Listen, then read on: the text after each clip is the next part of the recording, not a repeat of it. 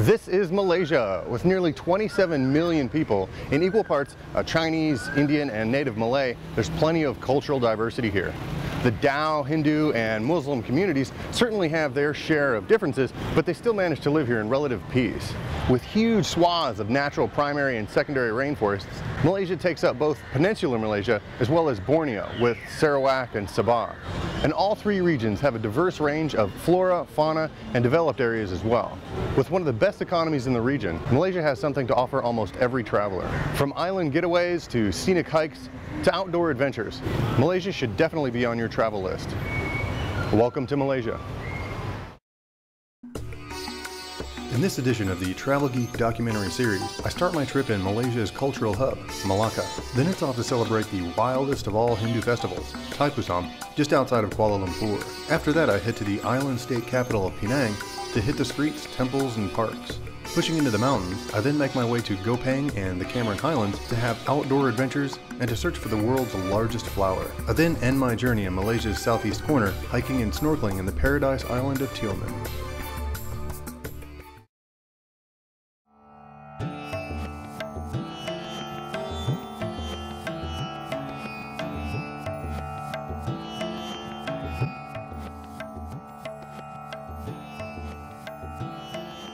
Malacca is a great place to start a trip through Malaysia.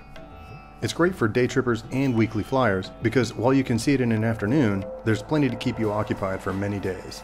From old architecture to contemporary art, Malacca can satisfy the city walker and the latte sipping historian as well. With a fun and vibrant nightlife that starts before the sun goes down, this should be your first stop for tasty treats and elbow-to-elbow streets. So here we are in the famous Malacca. We're on a strip. They actually close this down right about 6 o'clock at night, and there's no through traffic whatsoever. It's all foot traffic. So they close down and all these restaurants open up, and they make everything from lots of really good seafood they get right at the port. There's a port right behind us here. They've got tons of fried dishes and stuff, but probably one of my favorite dishes is they make a poached egg. They cook it in a thick vat of sort of this like curry paste. It's really good. They throw some vegetables on it and some rice. It's really good. While Malacca is an old city, much of it is still either under construction or in much need of it, so there are still eyesores. These places, however, are kept well away from the tourist strip, but I still try to get the bigger picture of an area when I travel there. There's really no way to beat the heat and still see Malacca during the daylight hours, so it's best to plan your trip ahead. My first day in Malacca was planned for a city walk and a boat tour. Tomorrow I'll cover the tourist beat. Malacca is divided approximately in half by the Malacca River.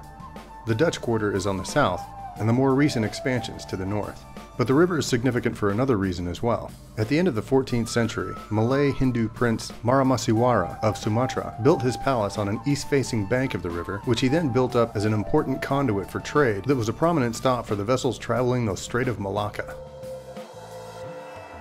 The river has since played an important role in Malacca's history. As well as being a place of floral oddities, it's also acted as both a hub for commerce and a hiding place for the city to place its disadvantaged personage. Tourists can hop on and off a boat that stops at many points along the river and see the different points of interest along the way. There's a tram that's currently under construction, a small theme park that hosts events for younger patrons, and an authentic Dutch mill built the same way as in the Netherlands. There's also historic houses, refurbished hotels, and museums along the way. So this is the end of the line for the ferry terminal. You can pick up the boat right here, and it goes all the way down the river of Malacca, the Malacca River, all the way through town. It doesn't circle the town, it just goes kind of like it snakes through.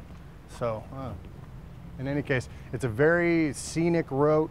You can walk on either side of the river itself, and there's sidewalk or walkway or boardwalk or something basically all the way through. There's some construction in a couple of different places, but basically you can walk the entire length of it, which is what I did. And it's a great idea if you're just out to walk the town and to see kind of a different part of town that not everybody gets to see.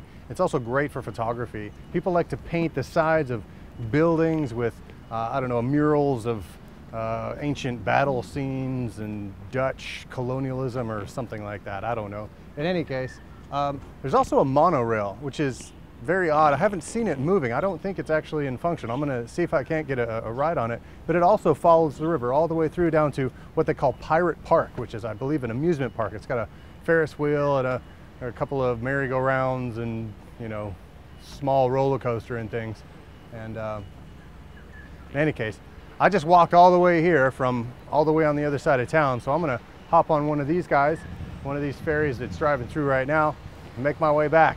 I think it's about lunchtime and I might just take a nap myself. So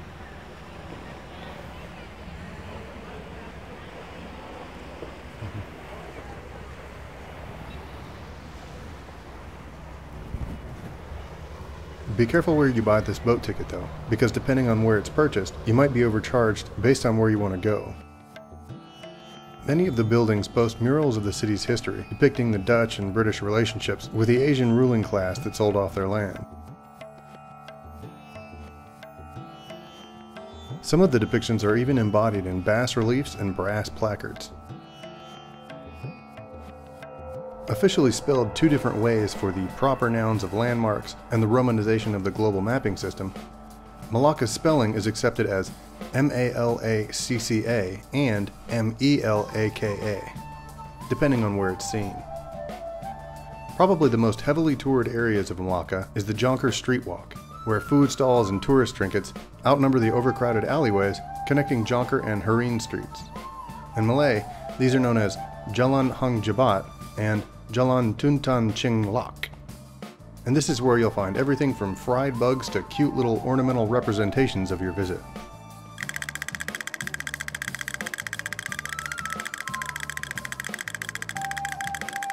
One towering monument that seems to have embodied Malacca as a symbol of edification is the Christ Church in the Dutch Square. Originally built in 1741, the church took 12 years to build and was first named the Dutch Reformed Church. It was built to commemorate the first 100 years of Dutch rule, though that reign was actually shared with Armenian and Portuguese royalty. As usual, the British came in and recolonized everything, supplanting even its spiritual base as the Protestant institution for which it's currently named. Though the church has most of its original construction and all the hallmarks of 18th century architecture, including the 82 by 42 foot walls, 40 foot tall ceilings, red granite plinths, and Dutch roof tiles, the British still wound up doing some upholstering. After its instatement into Anglican officialdom, they resized the pews, plastered a wall-tiled representation of the Last Supper, and added a bell tower and weather vane. Stadhuis, a word which likely escapes my ability to correctly pronounce, is the Dutch word for town hall, and this was the focus of the square until it was cast in the shadow of Christ Church, and the duplication of the Frisian town of Hoorn in the Netherlands was the goal for all this construction. The Dutch square, in front of which the church was erected, was positioned near the mouth of the river and dates back to the 1400s. The three European powers that occupied Malacca for nearly 500 years did so starting with the first 130-year occupation by the Portuguese in 1511. Under the Verenigd Oost-Indische Compagnie, or Dutch East India Company, it was captured for use as a strategic port of trade for the VOC in 1641. 183 years later, it was ceded to the British in 1824. In the museum district, known as the Old Dutch Quarter, everything that's famous about Malacca is found here. There's a history museum, an architecture museum, an Islamic museum, an antique museum, a government museum, a stamp museum, a second Islam and Malay museum, a cultural and sultanate museum, and even a museum dedicated to kites and enduring beauty. Then of course there are the cathedrals and the ruins.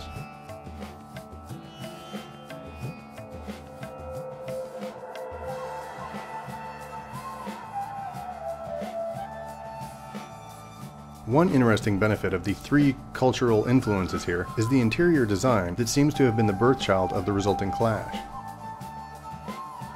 There are the classic woodworking designs of Northern Europe mixed in with the Asian style of lounging frame. There are spiraling staircases next to bamboo accented fountains. And there are etched smoked glass windows adorning the stocky oak saloon doors.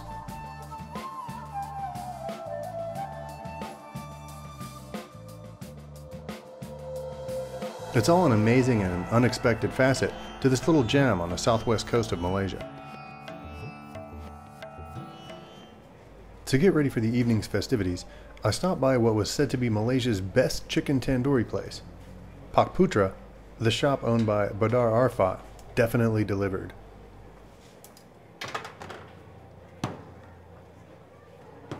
Watching them make the roti was cool. Roti naan can be made with any kind of ingredients inside the bread, but they make theirs with your choice of garlic, cheese, and a couple of other menu specials. Then they slap it to the inside of the giant clay furnace that cooks it for a couple of minutes at around 700 degrees. The chicken is skewered and placed in the same furnace once there's a surplus of rotis made.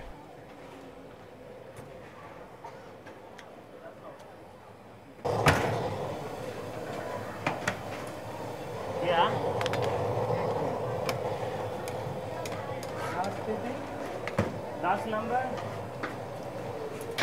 row number. Okay, this is salty water. Yep. Because sometimes the non-drop, the very oily, the wall, he wants to for dry, and the temperature normal. And it cools it down and it allows the bread to stick. The oily wall and not so very hot because the outside the bun behind side. The bun, that's why want to use salty water. The naan bread cooking, the very soft and cooked very nice. Good. Yes, dry. I use normally every day the fresh chicken and fresh meat. They want normally the 1200 gram, one piece.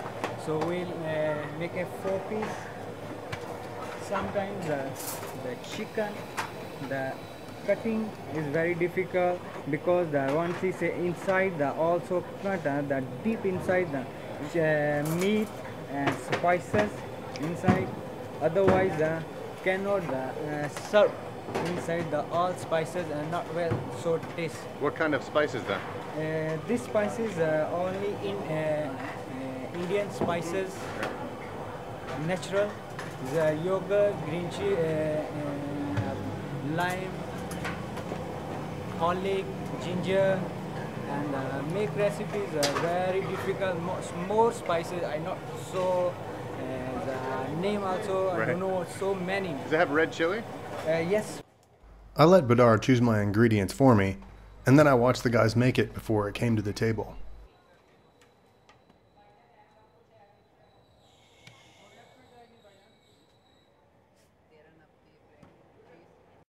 Okay, so I was told that the best place in Malacca for spicy tandoori chicken was right here at this Pakistani restaurant, Pak Putra.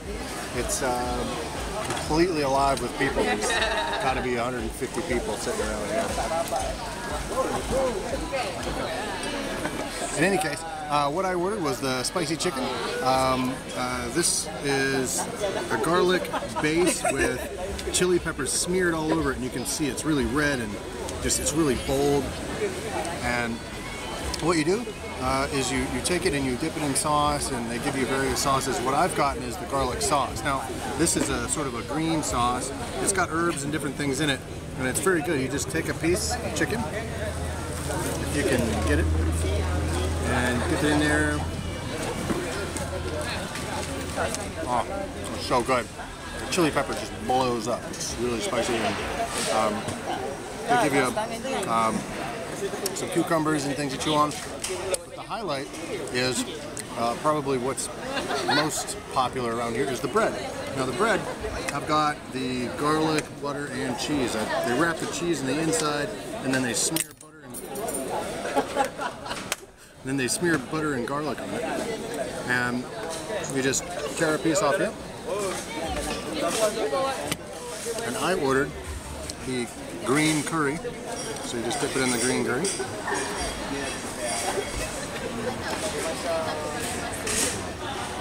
So good. It's a sort of it's very beanish, so it's kind of like a bean curry or a bean curd, but in any case, it's got curry and beans and some other things in there. It's very mild, but at the same time, it offsets the spicy chicken very well. Okay, so the best thing in Malaysia to wash it down with is a tea.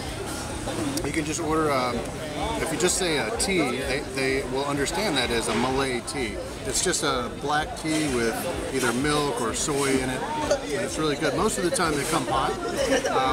I always like mine cool though on a hot summer day. Oh, it's really good. Highly recommend it.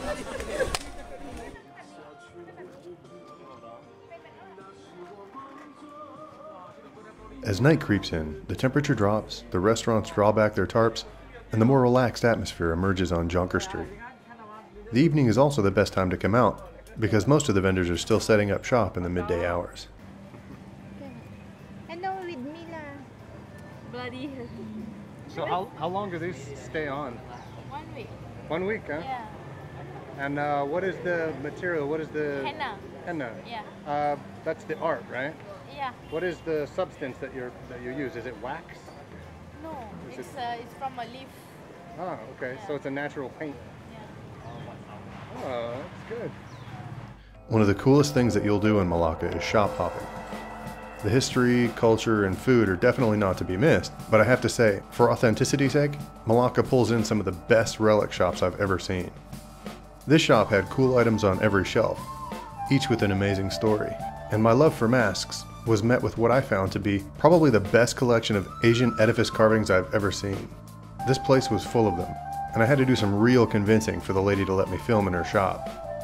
She seemed paranoid that I would steal her idea, like selling masks was a trade secret or something. What is enough? Hello? We have no camera here. No cameras? Yes, you don't want to no tell me about the masks? Then you can see we have our Malaysia one, China one. Thankfully, my producer was there to run interference, and the lady never actually kicked me out.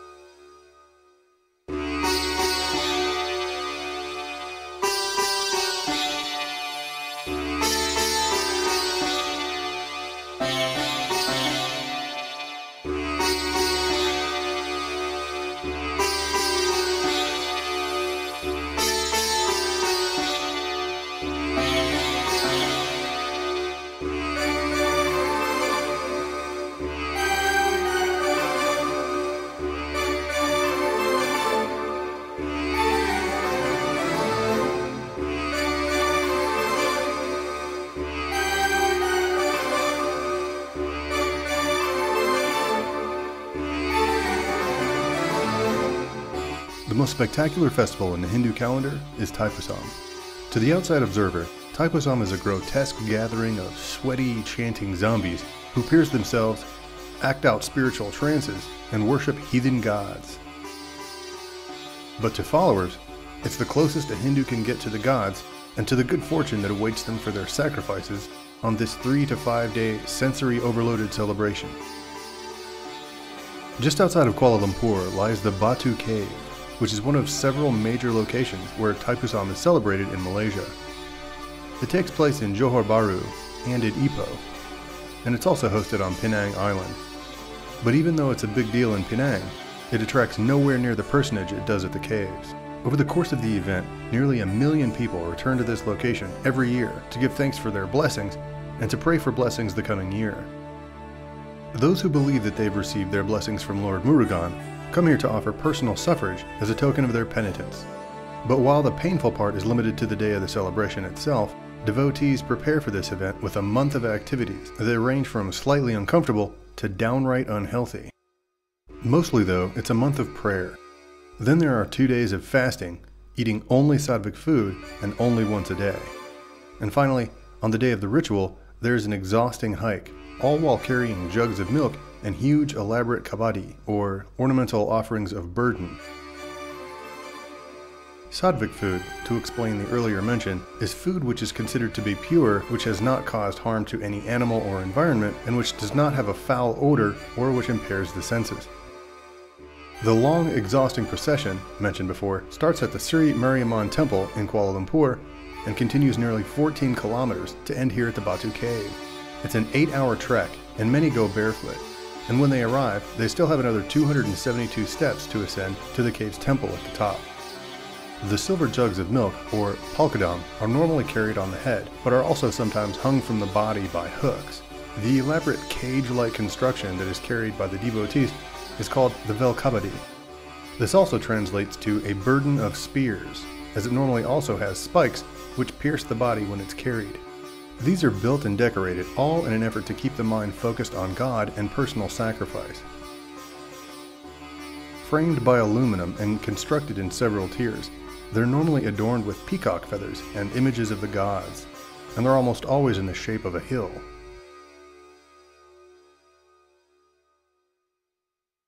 Okay, finally we made it to the top of the Batu Cave, and behind me and all around me are the temple and the people worshiping it. So I think that the total of the stairs was 274, but the cave actually goes in and then comes back up, and by the time you get here, you see this, what's all around me. For the last couple of hundred years, people have come to the Batu Caves, specifically Hindus, in order to worship and sacrifice specifically and pray to have good luck and good prosperity for the year to come. Usually it's a year-by-year wish sort of thing, but it's usually precluded by a sacrifice that's taken up the 274 stairs to get here. Once they're here, the men shave their heads and put orange paint on it so that they can come up here, pray at this temple, and get whatever they want for the year. Maybe if they need more money for the year, if they're trying to have a baby with their wife or anything like that. So anyway, here we are. It's a pretty amazing experience.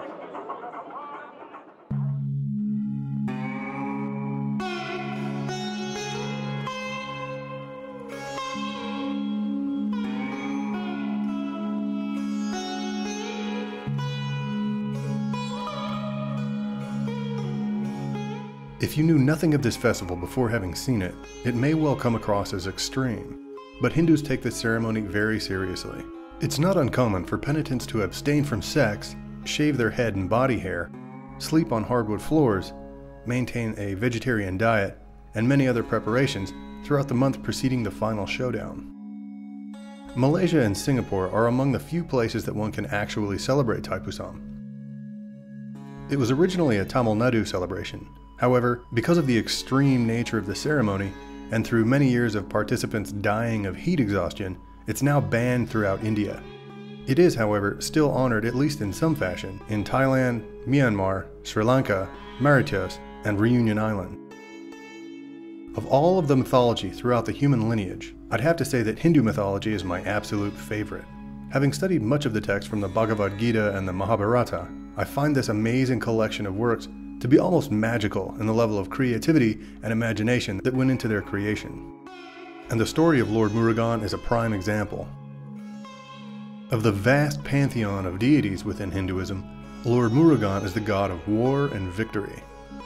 He's also referred to as Tamis Kadavul, or God of Tamils. Thaipusam is sometimes mistaken as Murugan's birthday, but his birthday actually falls in the Vedic month of Vaikasi, when his birth star, Vishaka, aligns with the moon, sometime between May and June. The Hindu calendar is lunisolar, encompassing both lunar and solar influences, but much of its philosophy is also based in astronomy. In fact, the word Thaipusam is a combination of the Hindu month of Thai, which falls between January and February, and the word Pusam. Pusam is actually the name of a star, which is at its highest point in the northern sky during the time of the festival. And it's at this particular time that Parvati, the wife of Shiva, enlisted Murugan to vanquish Surapadman with his mighty vel. Murugan, realizing that Surapadman had morphed into a mango tree in an effort to hide from battle, split the tree with his giant spear. One half of the tree became an emblem for Murugan's victory, and the other half became a peacock. And the symbolism within this story is found all throughout the festival. This is the reason that devotees choose peacock feathers to decorate the canopies of their kabadi. Some devotees pierce their cheeks with a trident to represent Murugan's vel, or spear, and others still pierce their chest, arms, and back with hooks, hanging bells and lemons from them, or they attach them to chains and pull small chariots behind them. The lemons that hang from the hooks are representative of the larger and heavier mangoes, and they're also used to treat the lacerations from the pierced skin once the task has been completed. The juice cleans and disinfects the body, but the pain also tests the mettle of the devotee in the final moments of the ceremony. All told, this celebration is one of color, sound, and human will, and even the non-Hindu visitors to this place are swept up in the emotion and energy of the event. Some even shave their heads and join in on the long trek from the city center to the cave temple's crest. If you visit this event, I recommend doing so in the first of the festival's days. The last day of the event brings in half of the population of the entire weekend, 500,000 people. And the heat, crowding, and smell become quite challenging to withstand in its final hours. The legend of Thaipusam goes something like this. Shiva sent his dwarf sage by the name of Agastya to build 2 hillocks in southern India. Knowing that this job might be slightly outside his abilities, Agastya passed the message to his disciple, Idumban. Idumban found a boy who appeared to be in poverty and requested his help in exchange for untold wealth, but to his shock, the boy refused, saying that all this land indeed belonged to him. Infuriated at the boy's apparent insolence, Idumban set out to sternly lecture the boy and give him a lesson in respect. But, as it turned out, the boy was not in poverty. He was simply a poorly dressed Murugan when he was in his youth. Realizing his error, Idumban began to plead for forgiveness for his embarrassing oversight.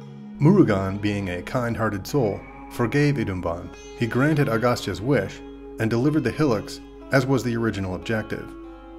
Idumban, in response to this overwhelming gesture, made a requirement that anyone wishing to come to these hillocks must carry a hill-shaped burden or kabadi and beg forgiveness, and those who do shall see their wishes granted. It's a nice story that plays out in the human-orchestrated ceremony of Thaipusam, and most of the main tenets of the myth are kept at the heart of the event. It's unique in that it's a masquerade for the repentant and the humbled to come and give thanks for Lord Murugan's assistance in bringing them love or granting them pregnancy, or even healing a sick relative. And, Hindu myth or no, if the world today made this much ceremony to give thanks, to humble themselves, or to pray so deeply for the welfare of others, we would likely be in much better shape.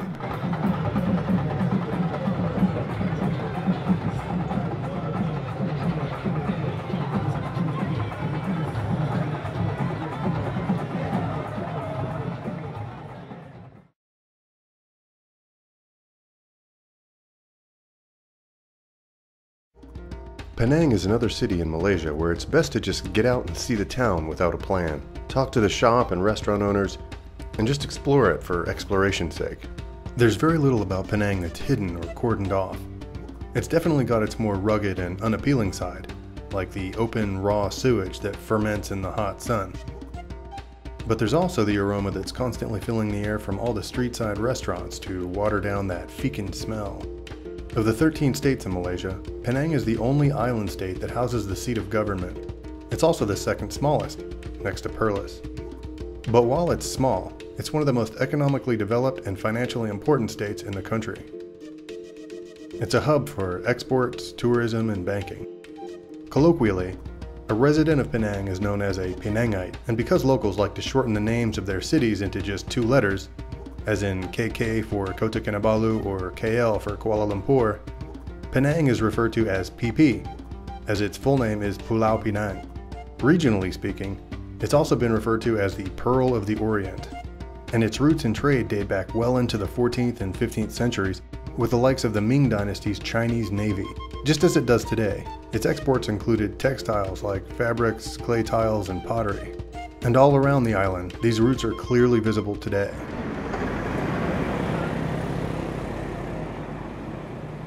So this is Sam's place. Sam's makes all kinds of different fabrics, mostly for women, but they make articles for men as well. They make Indian clothing, a lot like this clothing here. And so, anyway, I think here's somebody who can help me. Hello. Hi. Hi.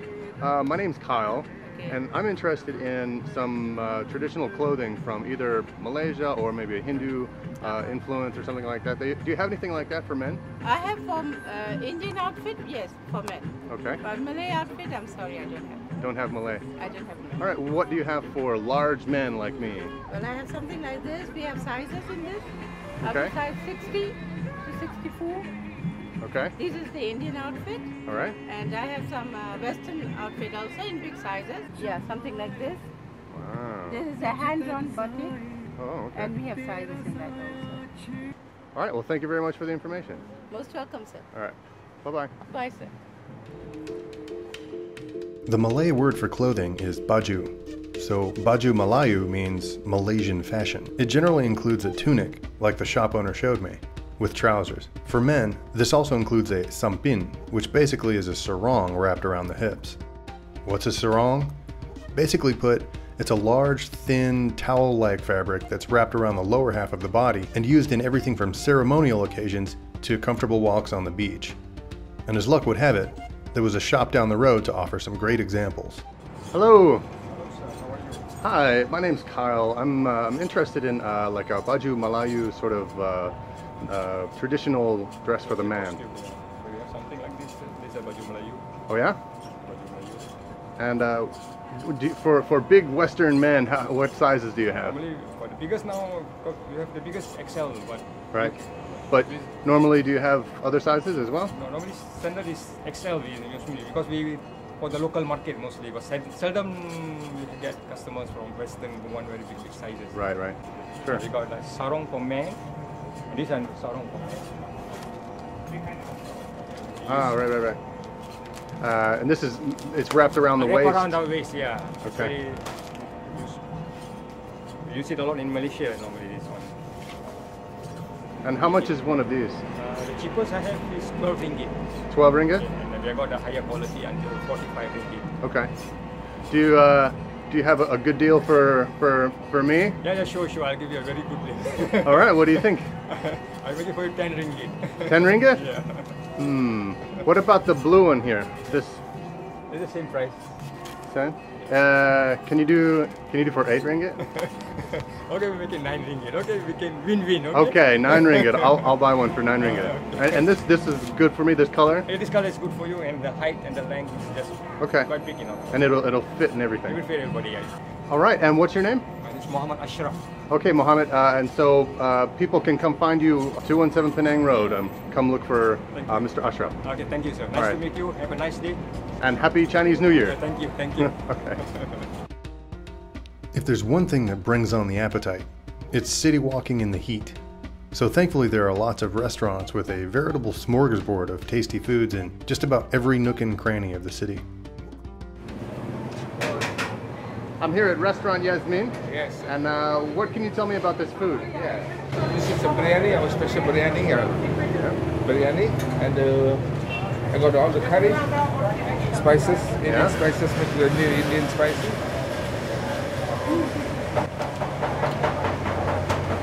This is fried chicken with mixed with some special spice from the Yasmin spices. Okay. And this is you can get some state only in Penang you can get it. Only Squid in Penang. egg. Squid egg. Yes. The Wow. calamari, the big octopus egg. And this is prawn and the fried prawns. Those are big. Yeah. Fried prawns. This is fish roll. Fish roll. Yes, sir. And omelette. And the egg and squid. We got the fried squid. Okay. Fried. And this is the curry. Oh, squid curry? Yeah, squid curry. And I have lamb kurma. Okay. This is very mild lamb. The tourists like to eat this mild. And it's called kurma? Kurma, yeah. Kurma. Kurma. Okay. And this is lamb masala, a spicy one. And all the different soups. Okay. Chicken curry. This is a masala chicken curry. And this one is the vegetable curry. So just for You will vegetarian. get for the biryani sauce. Okay. I have rotis also. But Okay. But this roti we start in the morning until 12, and then evening at 5 o'clock until 12. Rotis? Yes. And these are the dip? Yeah, you get it with the vegetable curry. Okay. Yes. And yeah. That's about it, huh? Okay. Oh, that's enough, right? Yeah. All right, well, thank you very much. Welcome, And this is Restaurant Yasmin. Yes, sir. Right in the heart of Georgetown. Yeah, heart of Georgetown. All right. Yes. Thank you very much. Thank you, sir. Welcome. Penang is full of shop and restaurant owners that are happy to take time to talk to anybody. They work long hours and nearly every day of the week, but that doesn't stop them from being friendly and inviting. Most of the textile shops include clothing and small housewares. They mostly cater to cultural needs, as nearly everything in Malaysia is influenced in some way by one of the 3 major religions here. In malls like this, you're more likely to find Hindu and Muslim articles like fabrics and prayer rugs.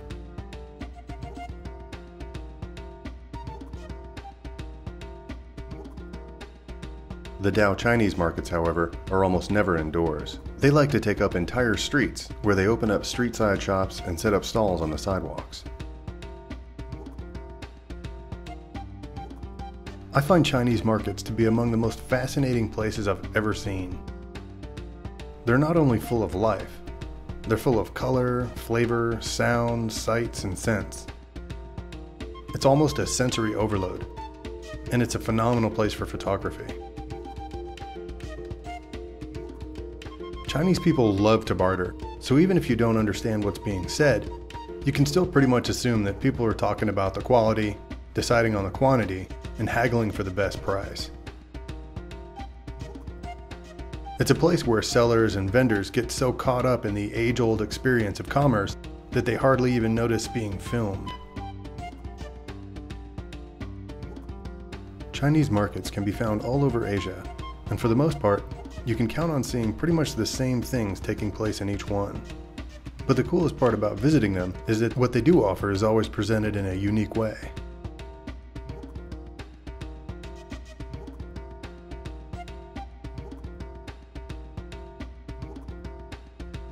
And in that, they serve as a remarkably accurate metaphor for Chinese culture. While Chinese people don't offer the greatest variety, they always seem to do so in a unique way. And so outsiders are always left with the impression of variety. And in the end, that's probably enough to say that the experience was worth it.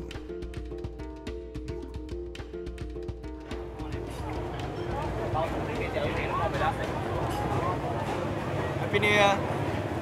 Market hopping builds up quite an appetite, but to escape the crowds, you'll have to find a place to sit down and eat. Yes, sir. How are you? Hello, hello. Yeah, where from? What are you making? Yeah, I'm making a flour. That's brown filter. Brown sugar? Brown filter with a tofu, fried tofu. Oh, brown fritter. Yeah. And so you cook that, you fry it? Yeah, just put a flour on it and we put green beans and steaks on it. Okay, and we fry it back. It looks like like this when you're finished? Yeah, that's we got a special gravy there. Special gravy. Yeah, that is made from the sweet potatoes. It goes with the dates, chestnuts and peanuts together. Huh. And how much is one of these? Even 70 cents a piece. In Wow. one plate there's 3 pieces, $2.10. That's pretty cheap. Even damn cheap, not to say 50 cheap. Damn cheap there. Damn cheap, damn cheap. The food for the poor people. Okay. Okay, I'm about to order a iced tingkat. Is that what it's called? Iced tingkat. And this is amazing. They've got this little comic strip about how the restaurant started and how the drinks got their name, I guess, and how they prepare the drink. Wow. They show you how they ground ice. During World War II, they had a block of ice that they ground and it just dropped into a plate. From the 60s to 70s, it had a wheel that turned and it ground up the ice block underneath and it dropped into a pan. And then from the 80s to the present day, they had a different machine that grinds it with a turning motor here into a pile here. The history of ice making, all on one menu. Alright, so I guess I'm going to get a coconut tea, iced coconut tea, which smells really good. The smell of the cakes that he's cooking over there it's kind of sugary flavor. It's kind of airy and even refreshing, I'd say.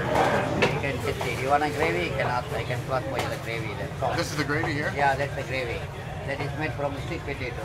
Sweet potato gravy? Yeah, it goes with the dates and peanuts together. Oh, yeah. With the chili and sugar. Yeah, I can smell it. Yeah. That smells Just try good. it. You will love it. I'm sure I will. Thanks. And what's the name again? They call it the cucur udang in Malay. Cucur udang. Cucur udang. Cucur udang. All right, here we go.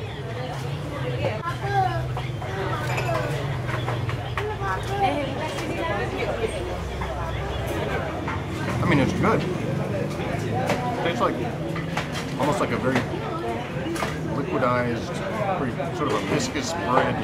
Let's try it with the sauce. This is what the plate looks like. This is the sauce here. Sweet potato. It's got some peanut crumbles.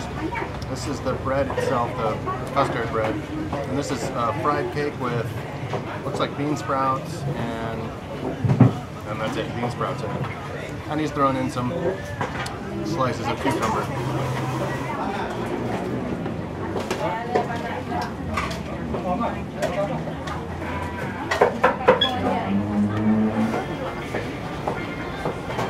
Wow, that is so good. This is called ice tingkap. And it's got little sort of fish egg type seeds or something in there. I think they're seeds from the fruit itself. And the drink is reddish color. It's doesn't have any ice in there. It just has this sort of block of ice mixed in with the fruit there. It's kind of just like a floating mound of frozen deliciousness. It's excellent.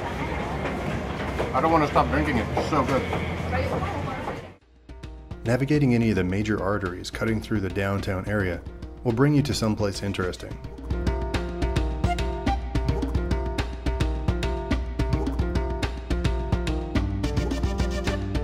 Today, it just so happened that a young community taiko percussionist group was set up in front of Fortune Park.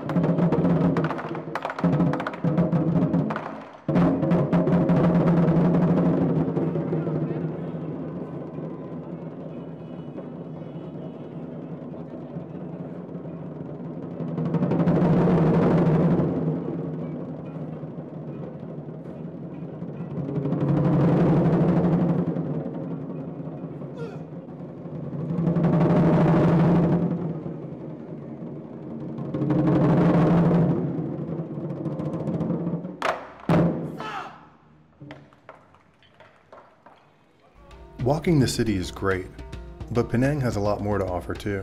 Make sure that when you arrive, you hop on a city bus that will lead you around the town to visit some of the sites. There's a butterfly park, Penang Hill, the Botanical Gardens, the Penang Museum, an art gallery, and of course, Kek Lok Si. I highly recommend taking the long climb up the stairs to visit this amazing temple.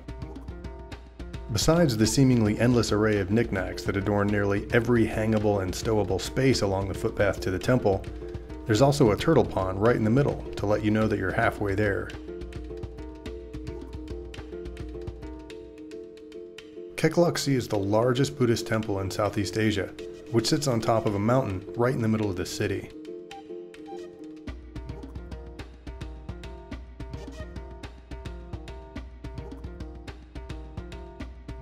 And while it's heavily commercialized, there are genuine artifacts and events that make it worth the visit.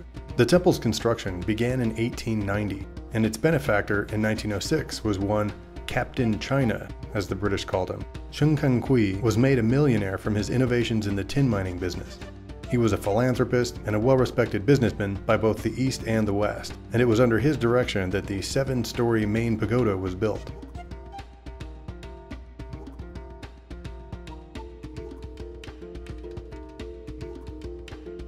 At the entrance to the main portion of the mountain's plateau is an incredibly ornate and impressively detailed temple.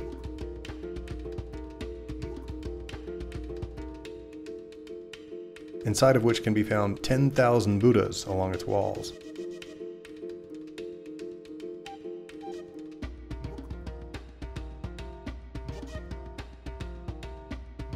The Mahayana temple is host to a complete set of monk barracks, and the temple itself is painstakingly kept up by these dedicated men. Embracing both Mahayana and Theravada Buddhism, the temple was originally designed by the chief monk of the Goddess of Mercy Temple in nearby Pitt Street. The Chinese name for Goddess of Mercy is Kuan Yin, and she is perhaps the temple's most impressive feature, cresting the highest point on the mountain. She stands nearly 30 meters tall, and construction was completed on her in 2002.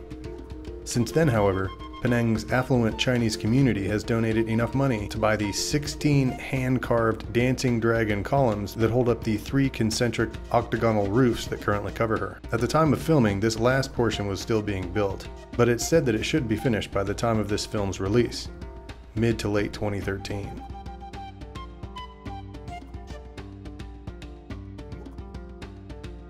If you come to Penang and don't visit this temple, you really can't claim to have seen the island.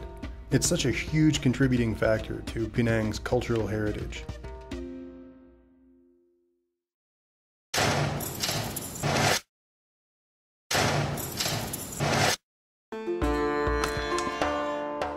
Penang Hill is another short trip that will definitely be worth your while on the island.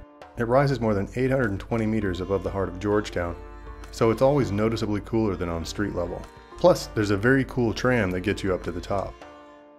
The first time I visited Penang, this tram was out of service, so I hitched a ride with a local, bringing up food and supplies. But it's been working on every visit since. Penang Hill is also more than just a mini mountain overlooking the island. It's got a very cool recent history as well. Firstly, it's not actually called Penang Hill. That's just a local designation.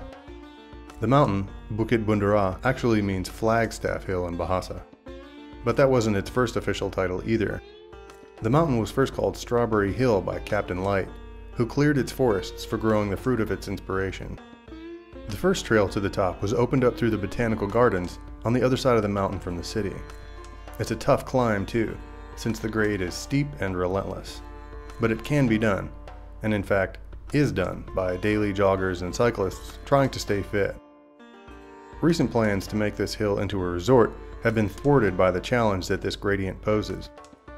But there's a very posh, very expensive restaurant at the top that seems to have stood the test of time. This final version of the tram is the mountain's most recent in more than 100 years, as the first construction plans were attempted in 1897. People have been trying to cheat their way up this stout stretch ever since. And in 1923, the first successful funicular was built by a Swiss company. Photos of this tram's historical failures throughout the years can be seen at the station.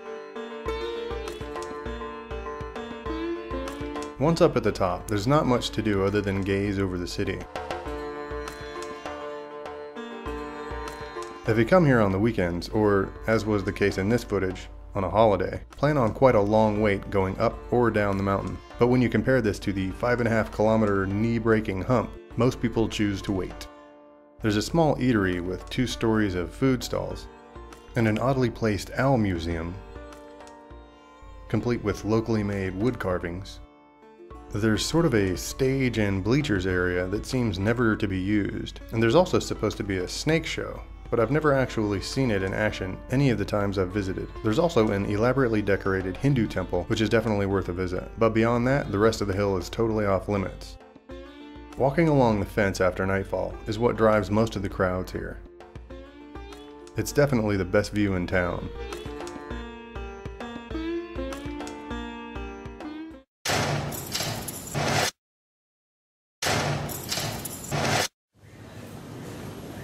Hello. Hello. I need to register? Yes, over here. Once at the park, you'll need to register to get in, but the guide is optional. Generally, it's better to have a guide because in talking to other hikers, I clearly saw much more than they did because my guide pointed out the animals and knew the best locations for interesting plant life. Another added benefit of this is that your money will be spent locally. All right, here's my itinerary. Ready? Yeah? Ready. Basically, we are here This is a home park for the Penang National Park. We can see the baby turtle here. Knowing beforehand about the animals also helps to know what to look for. Miromictic lake means two types of water. This is a Penang National Park. This is the smallest national park in the world at the moment. Smallest national park in the world. At the moment. And yet it's probably one of the most expensive. I'm just kidding. Abutting the park on almost all its borders is the Strait of Malacca. So not only is there some interesting aquatic life to look forward to, there's also a fish farm that provides food for the park visitors and the surrounding restaurants. The trails are well maintained and obvious. They're not very difficult either. The heat will likely be your biggest challenge here. I opted for a trek that also included a boat ride to the rear of the park, as well as a couple of different hikes. The park covers around 2,300 hectares. I couldn't find any research to support the idea that it was the smallest in the world, but it's definitely the smallest in Malaysia. Headed toward the boat on the jetty, you can really get a good feel for the size of the park. It's not that big at all, but it packs quite a punch for its size. Don't be surprised if your boat captain is on the fringes of puberty. There are very lax labor laws in this part of the world. So how old is the driver? How old are you? Captain? 15. 15. Duly qualified to be a ballsy captain of a boat, huh? No. No, maybe. And how about you? How old are you? I 17. 17? Yeah. All right. I think you put you guys, both of you together, I'm still older than you. If you end up taking the boat ride, you'll get to see the fish farm up close. And it's interesting to see how it's done. Basically, the fish are raised in chambers that are kept in place by a series of sunken nets. The algal blooms are a bit troublesome in the area, but it does seem to sustain the local food supply.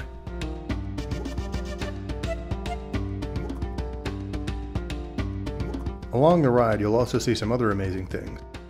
There's the Crocodile Head Rock, Rabbit Rock, Turtle Rock, and lots of other endearingly named formations. And of course, there's also some pretty amazing wildlife. Sea eagles are a common sight flying overhead. These large raptors are known for making their homes in upper canopy perches. Monitor lizards can be seen sunbathing on the rocks. They like to eat the carrions and crabs. Famous for the dragon lore that surrounds them, the lizards here can get as long as 2 meters in length. There are the cute and playful sea otters that seem about as inquisitive of visitors as we are of them. If you're lucky, you'll get to see a pod of bottlenose dolphins.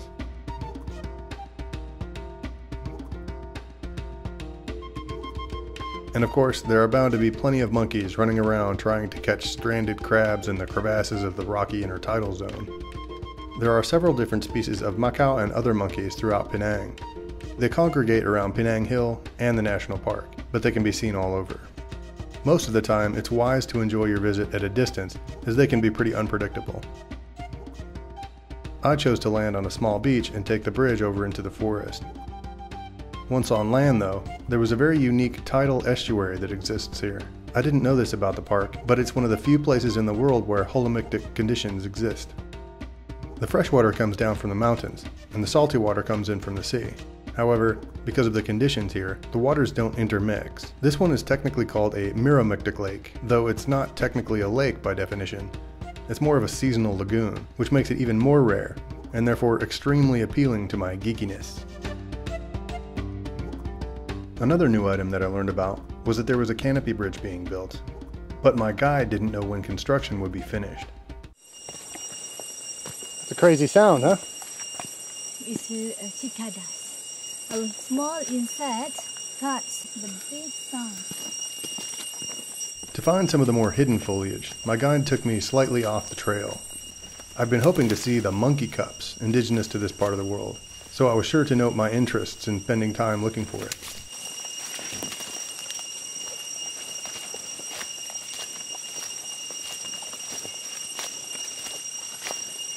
It is a monkey cup. Monkey cup. Monkey cups.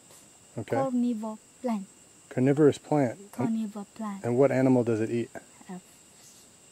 Ants, flies, and then flies. Yeah. Okay, the cover, okay, the trap, how do you function? Use the trap, how the trick, this plant, trap the flies to here, and then trap to here, cover. Right. Why is this one a reddish color and the other ones are green? Okay, this is young, this is when the ripen. Oh, and that's when that's why it's at the lower point of the tree, huh?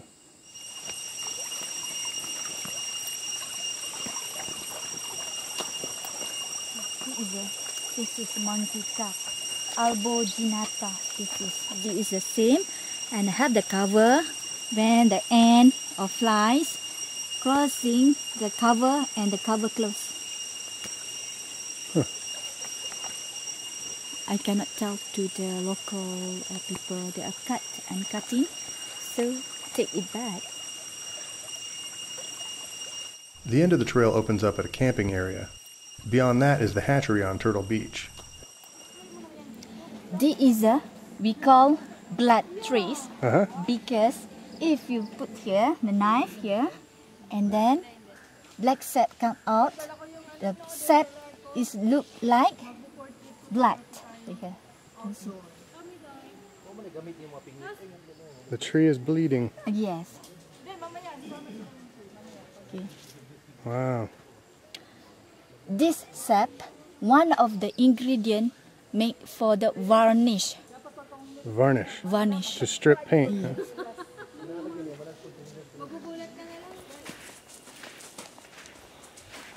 Replica. Not the real one. Okay. This is a baby turtle. We keep until 2 weeks. Normally, in the Pantai Kerachut in the Penang, we have 2 species, green turtle and hawksbill species. The researchers kept a single turtle for observation purposes. I found out that it didn't have a name, and I was offered to officially name it for the hatchery. I called him George, for the capital of Penang, Georgetown. This is a sample. When the ranger collect the egg after laying at the beach and move it and dig the hole 40 cm to 60 cm deep. It is a double net here. Is very nearby. It's become the baby. It is cover up with the double because worry sometimes the monitor lizard come here. You can see it. You can see there's a trap. These are from monitor lizards. These tracks. Sometimes the trap. So they know that they can come in here and find turtles, huh? Yes. Do they smell them? You can smell it. Huh. For the amount of time that you can spend hiking the trails in this park, I can't imagine a better investment. Learning about the park was incredibly cool, and I strongly recommend a visit here if you plan on coming to Penang.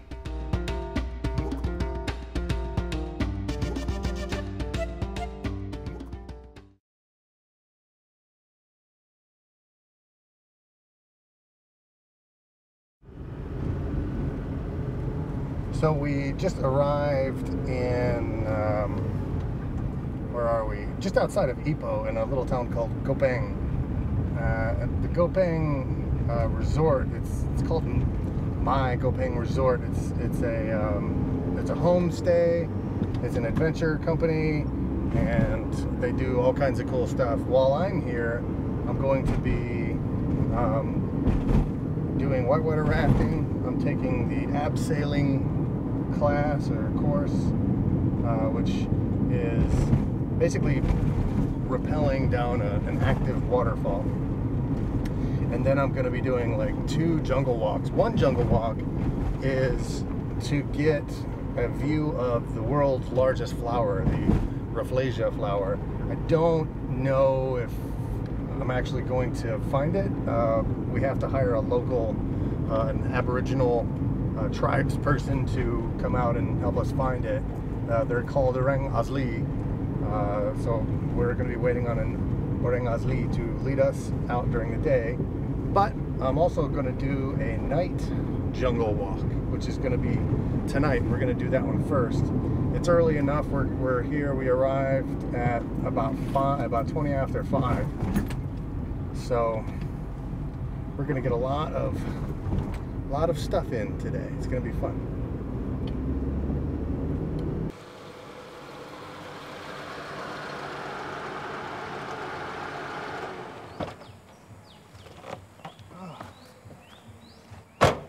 Okay, so just arrived. Looks like I'm in cabin number 3, which is back this way. This place is really cool. It's muggy as it can possibly be, but luckily my room has an air conditioner. So not only will it be more comfortable in my room, there'll be less mosquitoes. It's one trick that I have learned living in Southeast Asia since about 2009. Bugs don't like cold weather, so you turn on that AC and the mosquitoes think it's like winter time or whatever, and they seasonally go into hiding or whatever. Gopeng Resort is located just outside of Ipoh and slightly on the way to the Cameron Highlands, and it's a nice quiet location along the tributary of the Kampar River. Ipoh offers museums, temples, entertainment parks, and caves. They even have temples in caves. So if that's what you're into, this area has a lot to offer. And being the next stop on the way to the tea-covered hills of the Cameron Highlands, it's a nice buffer between the two touristy stops.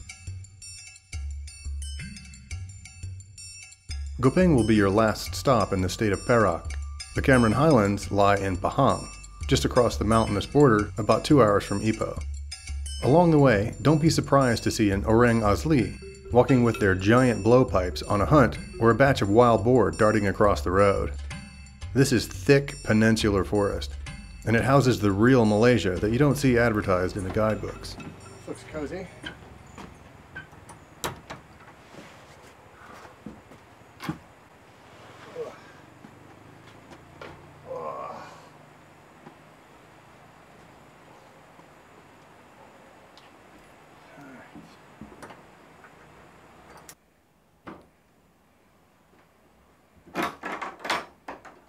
Oh, cool.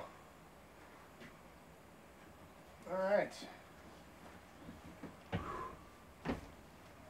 Oh, this isn't too bad. Oh, get some light going in here. Huh. This isn't bad. Ah, a little fan. Ah, there's my aircon. Yes. All right.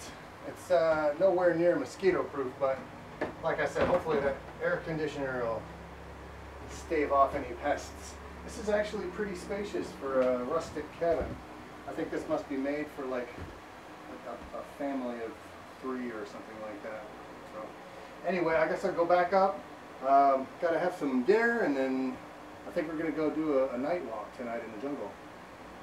Cyle? Ambrose, right? Yes. Yeah. We're going on a night jungle walk, right? Yes. So good evening. Evening. Yeah. So now we go to the jungle. So we take about 1 hour or 1.5 hour. Okay. So we take about 2 kilometers. Okay, great. Yeah. So it's gonna uphill, downhill, yes. Straight, everything? Everything. All right. Straight. Okay. So these are wild boar prints here. Here. Big pig. A little baby durian. That's not a jackfruit? Not jackfruit. It's a durian. The tree. Okay. Tree. Okay. Over here, so many durian. All right. Big fruit.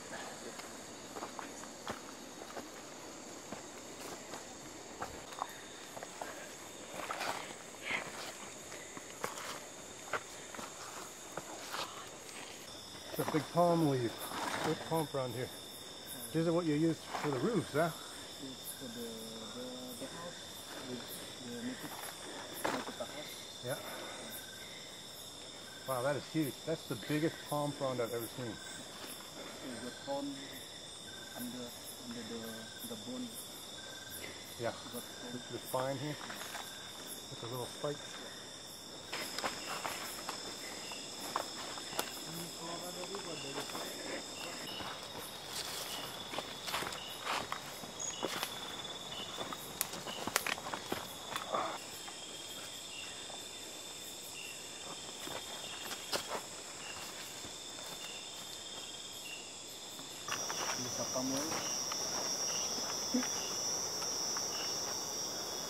That is a big palm tree.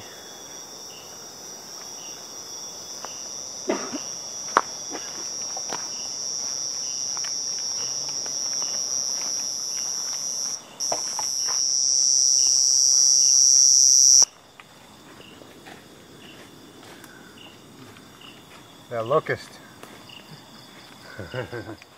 Our guide took us slightly off the trail to get a look at the animals that are out in the forest.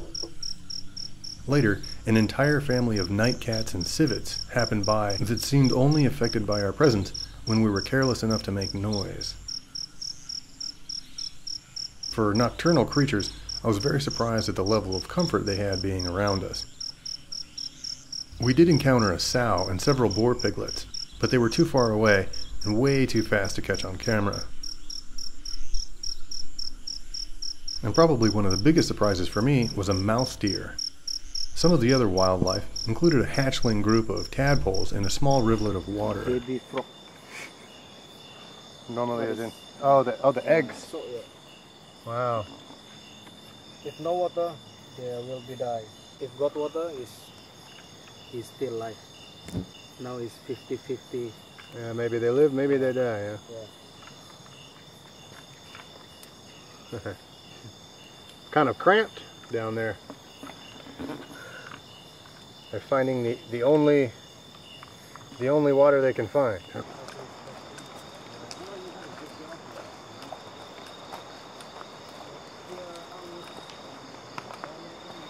There were also some fire ants, and apparently they attack just about everything. They're very aggressive, huh? Yeah. When you touch it, They try to find. Yeah, they will bite me. Will they bite me if I put my finger on? Oh, try. Try. You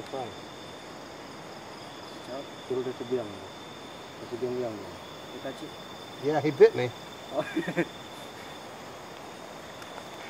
Fire ants, huh? Fire ants. In South America, they're called bullet ants. This trek didn't take us as far out as I wanted to go, and ultimately we only covered a small section of the plantation abutted against the rear of the resort's property. But this either spoke to the level of deforestation and reclamation in this area, or that we didn't go as far as we could have gone.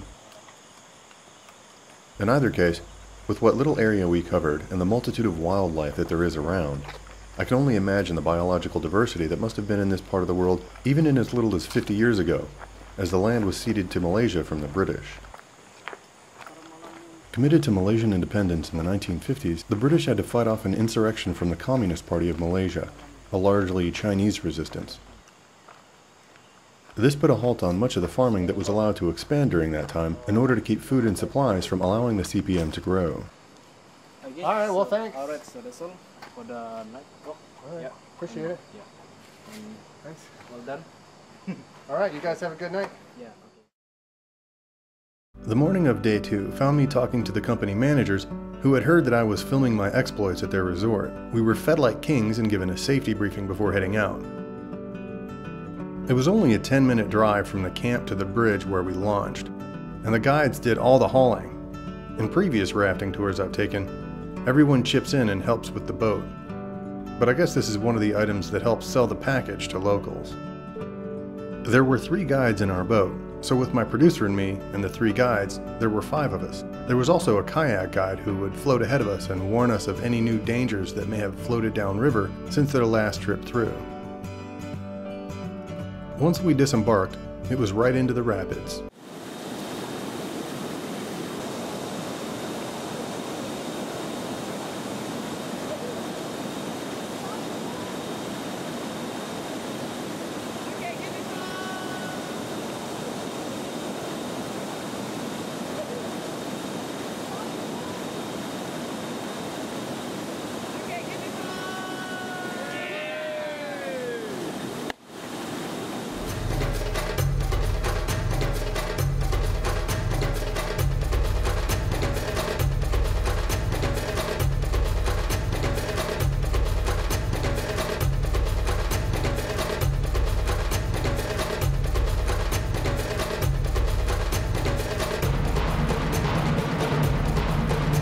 The guides are pretty cheeky, and not to spoil your surprise if you ride these rapids, but they tend to try and make the slower season a little more, let's say, interesting.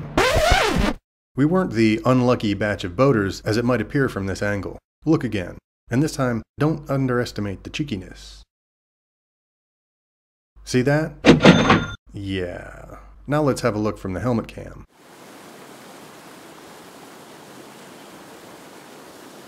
Yeah, that looks a bit like sabotage. It tends to freak people out who can't swim, but the annoying part is that there's no warning. Wait, I take that back. The most annoying part is having it happen twice. When you're not busy getting tipped over with the boat, it's actually a pretty enjoyable ride. This time of year, there are only Class 2 and 3 rapids, but there's enough whitewater to keep things interesting.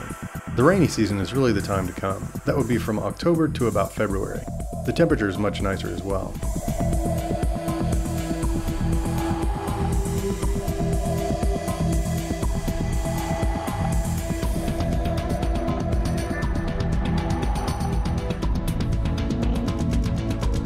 If you're lucky, you'll get a kayak guide who really knows his stuff.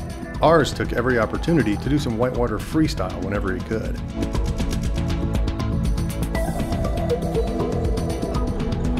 The Kampong River flows from the mountains around the Cameron Highlands, so the water is pretty chilly.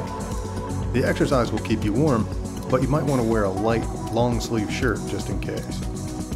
You're also in the sun for quite a while. If you're looking for extreme rapids, don't come here during the summer. The Kampong reaches Class 3 rapids in some places, but this is only during the rainy season, and I didn't come here during the optimum time for large and fast rapids. I saved my Class 4 rafting trip for Borneo.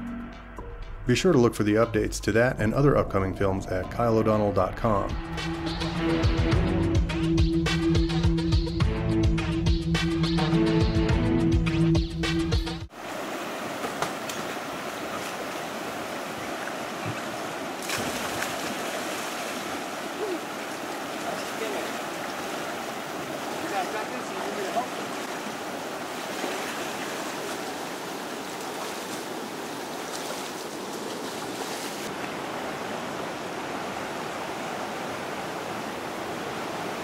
Great. Yeah. It was a lot of fun. At the end, What happened? Your finger. I stabbed myself on a giant barb sticking in the water. It's a big palm tree upside down there. So I got it there. Got it in my leg. Yeah. That's okay. You leave with a couple of scars, it means you got some good stories, right? Yes. How long was that? How many kilometers? 7 kilometers. 7? Yes. And what was that? It's about 2 hours, yeah? About 2 hours. Yeah, that was good. That was a lot of fun. Yeah.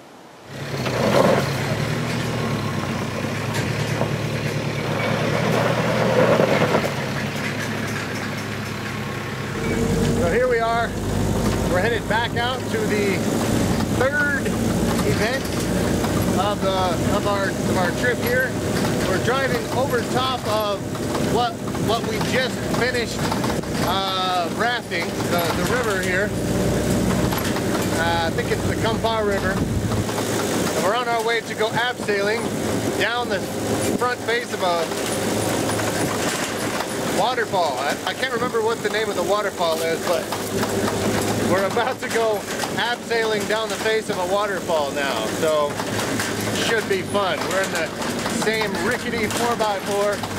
It's loud and slightly dangerous, still fun though.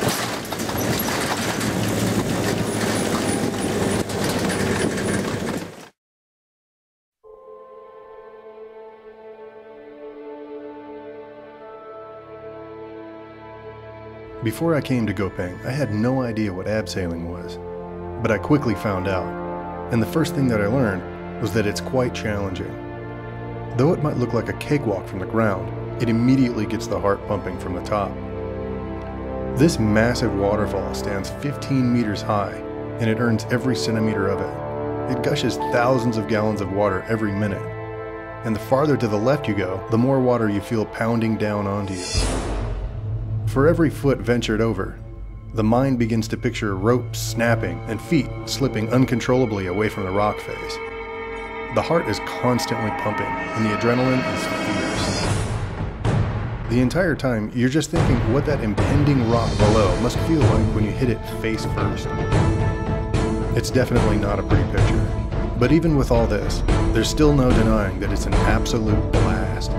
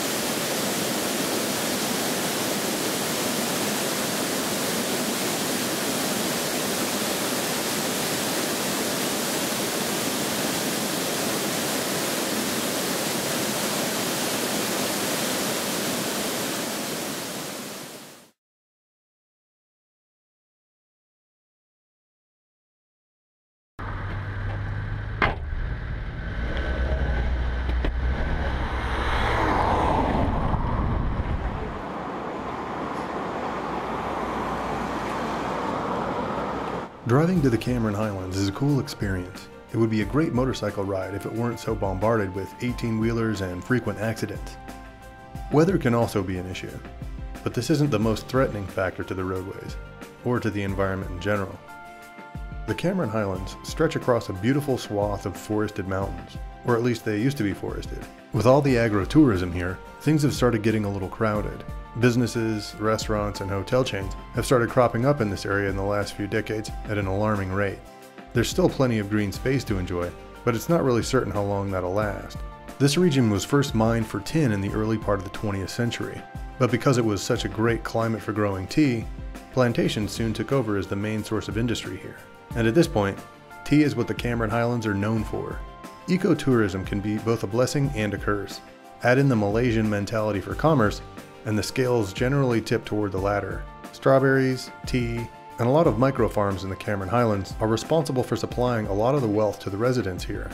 So it's only natural that landowners, real estate brokers, and large farm conglomerates have latched firmly onto that market, and the environment has suffered greatly because of it. The real estate is cheap here, which means that beautiful horizons, sweeping vistas, and natural mountainscapes have taken a back seat to the economic push in this region to become a world contender in fresh tea and vegetable exports. So here we are in the Cameron Highlands. We're about to go on a trek tour. What are we going to see? Mossy forest. The mossy forest? Yeah. Now we drive here to another 30 minutes. Yeah. We go to the tea plantation. Can we take some nice pictures? Yeah. After the tea plantation, we go to the tea factory. Okay. We can do the factory tour, buy some tea, enjoy a cup of tea. All right. After the factory, we drive another 30 minutes to the highest mountain. After the mossy forest, we go to the butterfly farm and strawberry farm. Okay. That's your package today. Okay? Okay. Sounds fun. From most places in the area, driving up to the mossy forest will take you through both the town and the mountain passes. And tour drivers are notorious for being bad drivers, so just rely on the fact that you're in a big heavy truck and you should be okay. Can you see the highest mountain over there? There's some mist over there, white color over there, the mountain. Yeah. That's the highest mountain. The latter going to the mountain is over there. Yeah. What's the name again? The mountain Brinchang. Gunung Brinchang. Brinchang. So that one. The highest one. Over there. Okay. Okay.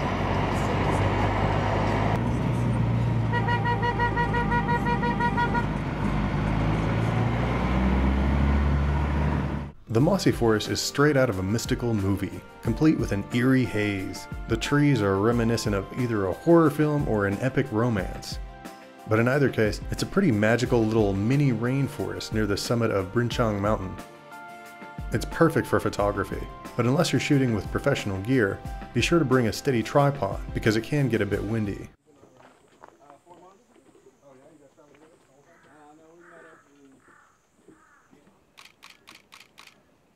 The mossy forest is also interesting because it straddles the continental divide. This spot is one of the highest points in peninsular Malaysia, and it's that height that provides the temperature, moisture, and climatic conditions that allow it to grow so mysteriously as it does.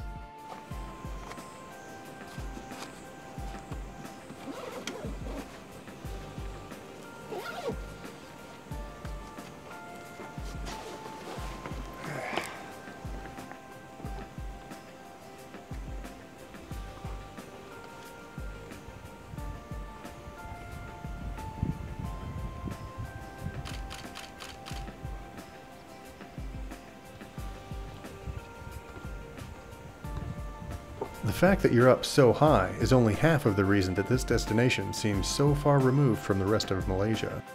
The other half is that you've left the army of domestic Chinese tourists in their package bus tours far below. The roads leading here are far too treacherous for the big coaches, and spending extra money just to see a bunch of fuzzy trees clearly doesn't appeal to the weekend warriors that come here to escape the heat in Kuala Lumpur. The vista alone is worth the trip, however. It does take an hour out of your day, but if you've come all this way, don't leave without seeing this spot. It doesn't necessarily offer unmatched beauty, and it doesn't get the blood pumping either, but it's an experience that you know will be rare simply because of the conditions here. Well, this spot marks the dividing line between two Malaysian states, Pahang and Perak. And I think right now we're on Perak. If I were to step over on that side, it would be Pahang. And it's very nice up here. It's very cool, fresh air, the freshest I've smelled in Malaysia since I've been here. And it's just overgrown with all this cryptic moss and these stoic trees that are gnarled and kind of knotted everywhere. It's really cool. And there's something growing on everything else, from moss to ferns to little orchids and everything that kind of finds its own little roots somewhere. It's really quite peaceful and amazing. It's like it's straight out of The Hobbit.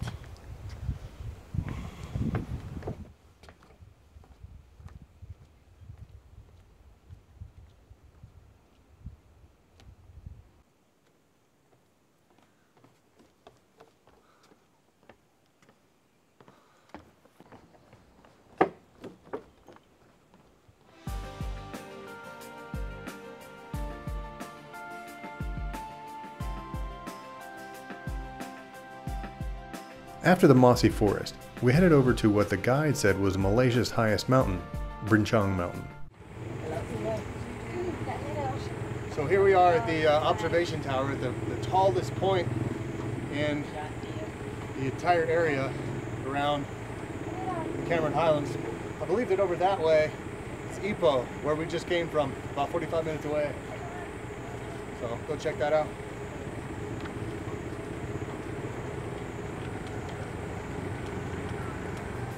They like to say that this is the tallest mountain because it makes the tour seem more valuable. But if you ask them to go deeper, they'll tell you it's the highest mountain in the Cameron Highlands. But even that's still only half true. Brinchang Mountain is the highest mountain that's paved. And so they get around the truth by saying that it's the highest mountain that they can drive you to. But whatever. It's got a lookout tower, and you don't have to spend 8 hours getting there. Oh, and standing at 2,000 meters, Brinchang Mountain is actually the second highest mountain in the region, next to nearby Irau Mountain. It's pretty awesome. I don't know what I expected of the Cameron Highlands, but it definitely wasn't this. If you're driving in from Ipoh, you'll pass through what appear to be sort of developed areas, kind of like small towns. Never more than 6 or 8 city blocks, at a time. Well, you'll drive through 3 or 4 of those until you finally get to what is the dedicated central point of the Cameron Highlands.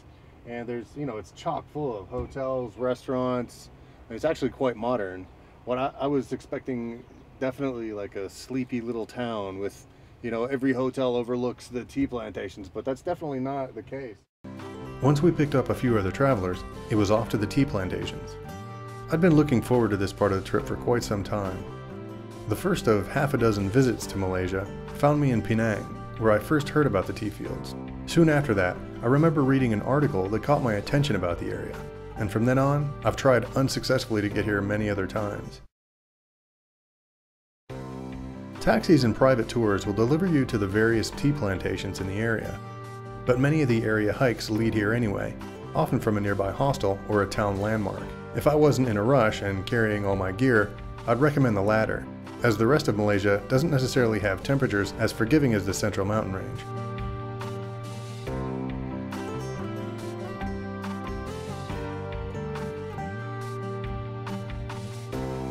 As you get closer and closer, you can start to tell that the climate for tea is very selective. Even in the mountains, only the most humid areas are chosen for these estates. The tea fields abut both sides of the road the closer you get. You start seeing people working in the fields, and on the nicer days, you're rewarded with a view of an epic aquamarine sea, each rolling hilltop revealing row after endless row of emerald lines of tea. I enjoy stargazing. It makes me feel the minuteness that we must embody from somewhere else in the cosmos, so I enjoy the views that offer a similar feeling.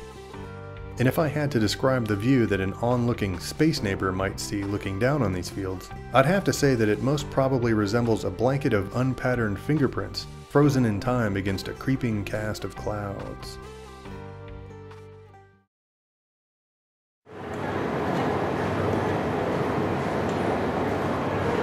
The tour of the tea factory is definitely worth a visit.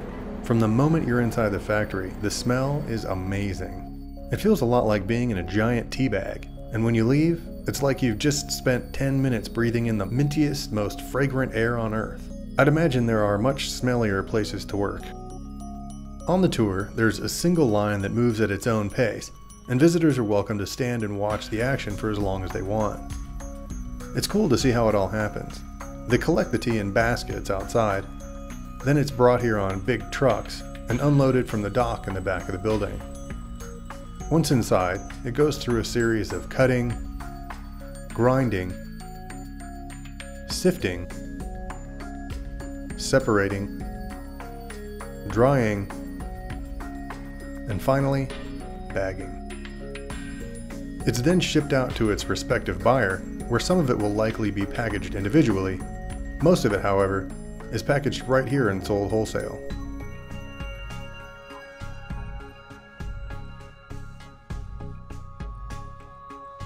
There are several major tea plantations in the Cameron Highlands. but probably the most famous is the Bow Tea Estate, responsible for the largest production of tea in the entire country. At the main hub of the Bow Tea Estate is a restaurant and outside deck overlooking the tea fields. It's great for photography and sightseeing, but there are no fences, so feel free to roam around. The Bow Tea Estate was founded in the early 20th century by J.A. Russell, who's credited with planting the first tea in the region in 1921. He started the Bow Tea Estate with a few mules and a steamroller, and it's been running solid since the end of that decade through world wars and Great Depressions. But this was not J.A.'s first dance with commerce in Malaysia. J.A., along with his 3 brothers, had had a long run with industrializing Inner Malaysia starting back in 1890. J.A. and his brothers, Donald, Philip, and Robert, were involved in tin mining, construction, and even rubber plantations. When J.A. was still in his late teens, he began working for his father in the Straits Trading Company. He'd later become one of the wealthiest men in Malaysia, owning a third of the real estate in Ipoh, and even having been commissioned to build the Kuala Lumpur railway station with his brother Philip in 1910. By the time he died in 1933, he was said to be the most successful European businessman in Malaysia. After picking up some peach-flavored tea, it was off to hike in search of the infamous Rafflesia flower.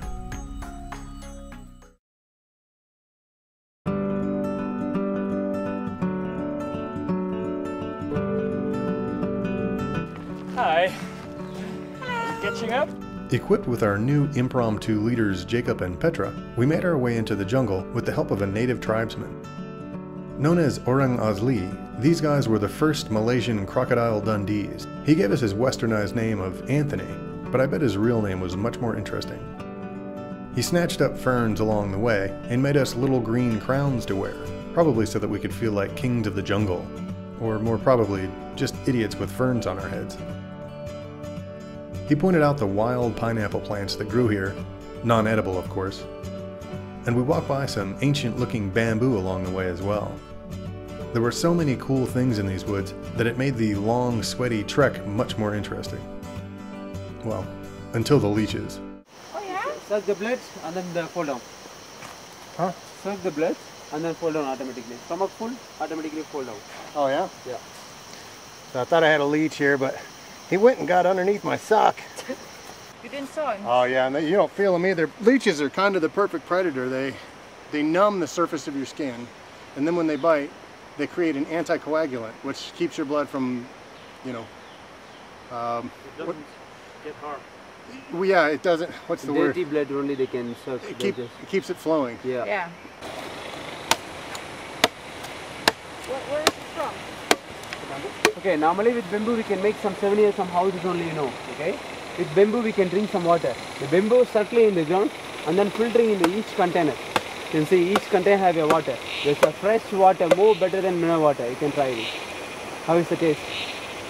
Fibrous. Like a bamboo beer. It's good. I don't know if the light can see down in there.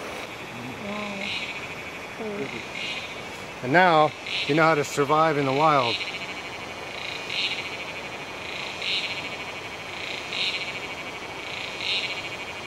After our bamboo break, it was off to test our Orang Asli skills and shoot darts in the blowpipe competition. Okay, now you can one by one you can try and then go to the village. Okay? Yeah. Can you try? I don't want to try, so you guys go ahead. Yeah, see some Malaysians, they don't let you try. And then you like to kill your boyfriend, girlfriend, neighbor, enemy, cat and dog, you can use a mini blowpipe. It's a selling for the 7 year, some dirt, some cotton, empty poison. You can make your own poison. It's 25 ringgit. You like to buy, you can bought it here. I would have missed. In the wilderness, where the Asli inhabit mostly mountainous lands, these blowpipes are a mainstay of their survival. They are used to hunt everything from frogs and squirrels to birds and monkeys. They place a poison at the tip of the dart, which is rendered from the sap of the ipoh tree. It's an extremely effective and quick-acting respiratory inhibitor which, if accurately injected into the blood, shuts down the organs in a matter of seconds. It's also a very quiet way to hunt, which benefits the Asli, as they don't hunt for one particular animal, but rather, a hunting party will go out and get whatever the spirits of the forest offer them at that time. and they're thankful for whatever they receive. This is an interesting philosophy, being so thankful for so little when they're as poor as they are by Western standards of thinking. It's not uncommon, even today, to see native Aussie walking along the side of the road with their long blowpipes over one shoulder and their kill slung over the other. If you stop to talk to them, they'll probably try and sell you a pipe that they have.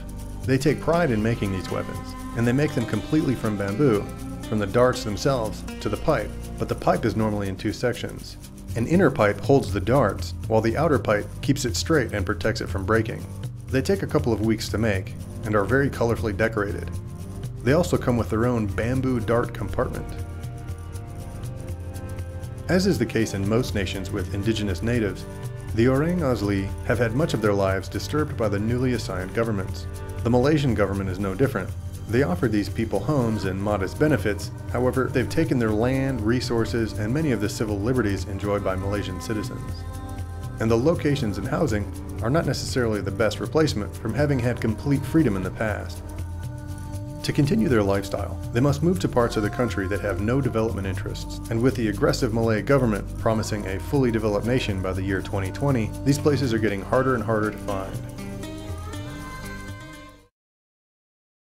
We're passing by this banana leaf here, and I noticed that they have little holes, and the grubs will come in, and caterpillars and things will eat, and it forms a strange pattern. Well, the reason that it does that, it's not that they just like eating in a straight line. It's because at night the leaf is rolled in, and they'll just eat straight through. So when it unrolls during the day, and to pick up all the light and everything, it forms like this little pattern. Pretty cool, huh? Same thing up here.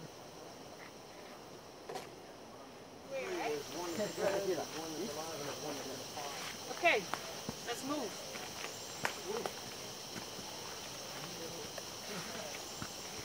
Wait, somebody's up. Oh. More people. Oh. Totally 21.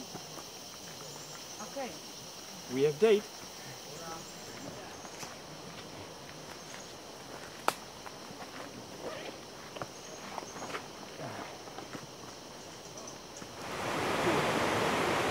That's really massive. Yeah.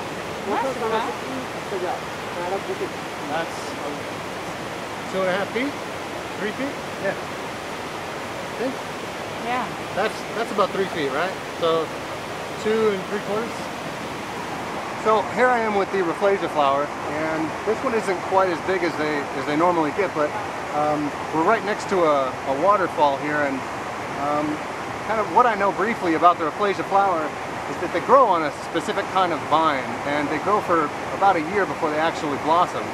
When they do blossom, they only are open for about 3 or 4 days until they die, and they're parasitic, so they have this aroma of rotting meat inside the flower center.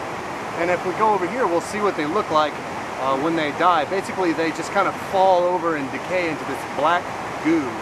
But really interesting story behind these flowers. This is the world's largest flower.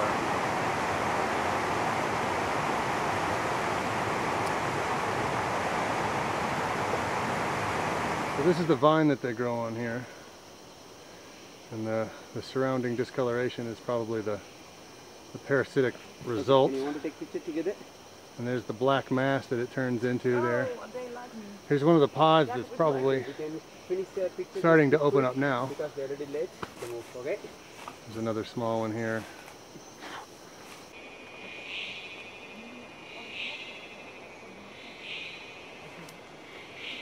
All right, so here we are. There's a couple of pods here, and I wanted to put my hand in the frame just to get the size, the reference of the size here.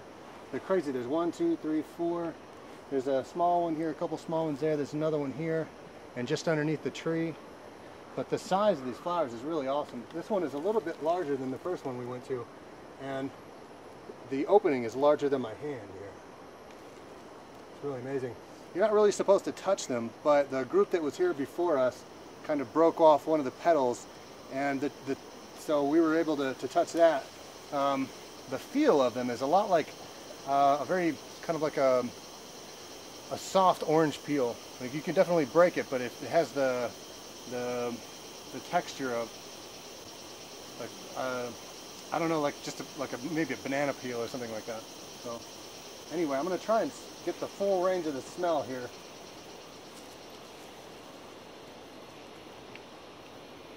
Wow, it really is pungent. I wanted to see if I could smell it because the other one was right next to a kind of a polluted waterway. There's a plantation up higher elevation than where we're at now, and they just kind of dump all their chemicals into the water supply. So in any case, all right, that's it. These bugs are killing me. I got to get out of here. All right. Yeah.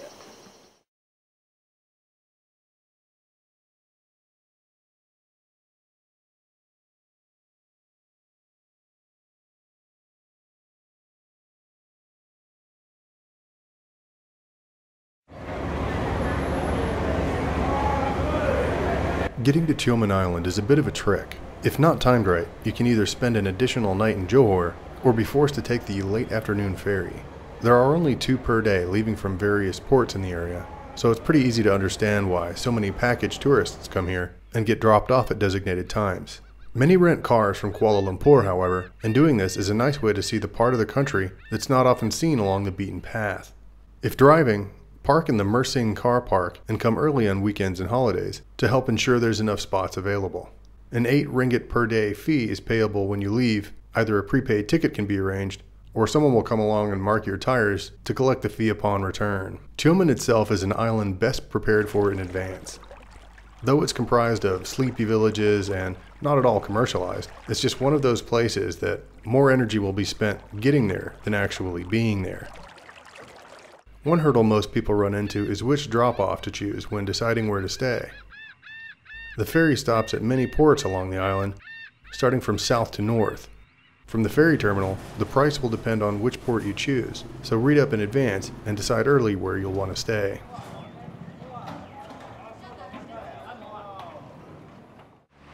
Alright, so here we are in Tioman Island. It's kinda awesome and kinda eerie. I don't like the sun. White pasty guys like me just kind of burn in the sun. So the cloudiness and mistiness that you see around you is both a blessing and a curse. It's a phenomenon that I wasn't aware about until I came here actually, but Indonesia this time of year burns all of their dead crops, and all of the resulting smoke covers southern Malaysia in this giant pillow of smoke. You can smell it. It smells like a giant campfire. It is not pleasant. But I hate to say it, but it makes for an absolutely epic looking misty background. In any case, I'm not here to talk about that. I'm here to do some snorkeling. So I came out, I rented a private boat from Muan here, who's an awesome boat driver. And so anyway, I'm gonna get to it. Stop wasting more time.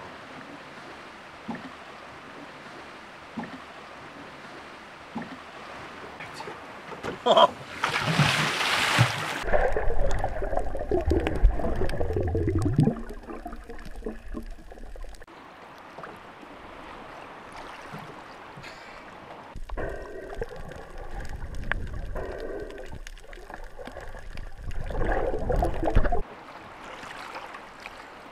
This is incredible. There's sea urchins and there's brain coral all over the place. This is really going to be fun.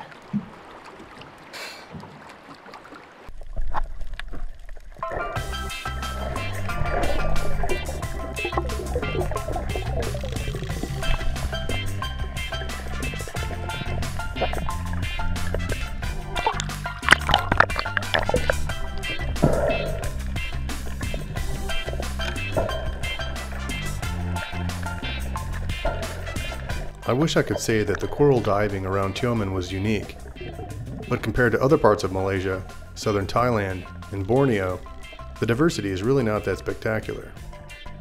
I know that I came here at a time when the sunlight, which normally illuminates the coral and wildlife to a much greater degree, was much depleted by recent burning in Indonesia, but this really wasn't the biggest hurdle to seeing the true buffet of biological offerings here. Most of the coral in recent years has actually receded due to pollution from agricultural runoff and sea level shifting. The Tourism Bureau really didn't have a lot to say on the matter, but further investigation revealed that a 15-month reef rehabilitation program has been in effect since April 2012. This was sponsored by the Malaysian Nature Society. During the time of the cleanup, the society had been joined by NGO partners and supported by local resorts and tourism benefactors. The Berjaya Cares Foundation, the Berjaya Hotels and Resorts conglomerate, as well as other partners, have joined in on the effort of cleaning out plastics from the reef and educating locals and visitors as to the types of things that harm the coral. But regardless how much education, funding, and planning that's done here, the global reef infrastructure is always under threat of loss from a different factor: ocean temperature. Coral reefs are extremely sensitive to temperature. And with the rising global atmospheric temperature, the sea is following suit. And while this is not a global warming informational video, I always try and advocate for these fragile ecosystems whenever I can. They don't just supply humanity with pretty things to look at underwater. In addition to the ecotourism that helps sustain tiny communities like this one, with a global annual total of nearly $400 billion, coral reefs are also responsible for filtering ocean waters, providing habitats for countless marine species, protecting shorelines from erosion, and myriad other services to the Earth's waters.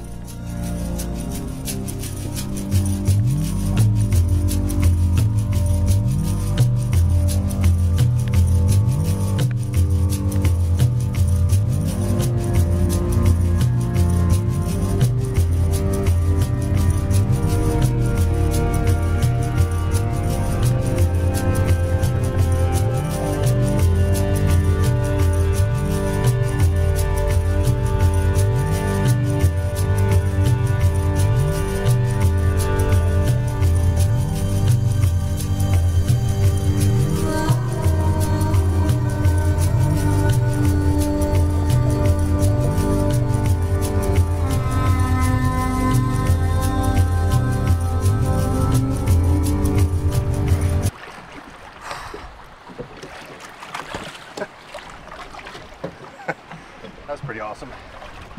Ugh. There's not like a whole lot of variety, but it definitely is impressive. You see all the wildlife and everything. The coral is crazy. My snorkel's trying to eat my hair. Anyway, yeah, it was a lot of fun. Ugh. Swallowed enough salt water to feel like a merman. It's really, really blue water.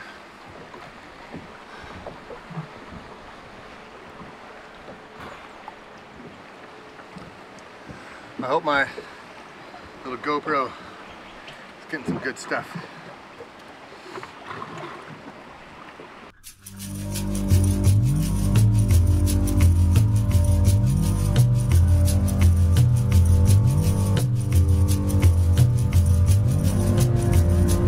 Tekek is the island's main hub, and with its duty-free tobacco and alcohol, one might think they were in an airport, and incidentally, this is also where the airport is located. If you want a bank, to use the internet, or anything remotely resembling first world development, this is where you'll want to be.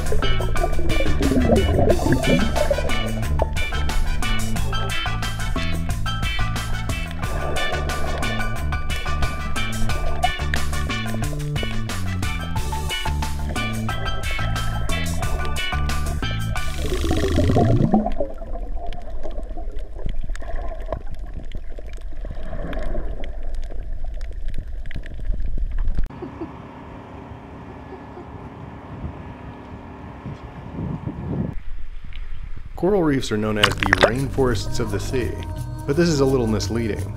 It may surprise some to find out that corals are not actually plants at all. They're animals known as cnidaria, which create exoskeletons made of calcium carbonate secreted by the corals themselves. This family of animals also includes jellyfish and sea anemones. There are two classifications of corals, those which build reefs and those which do not. And though those that we see here seem to be stationary and sort of dull, the coral community is chock full of amazing activities.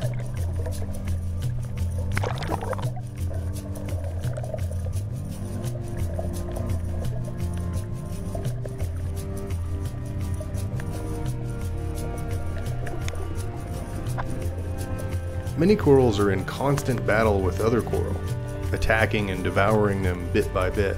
Other coral work as construction managers of the reef system, rebuilding and strengthening the coral wall.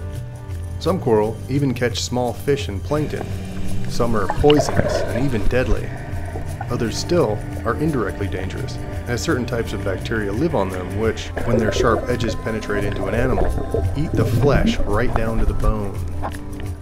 These two classifications can be further broken up into two subclasses by means of the number of tentacles or lines of symmetry in their exoskeleton.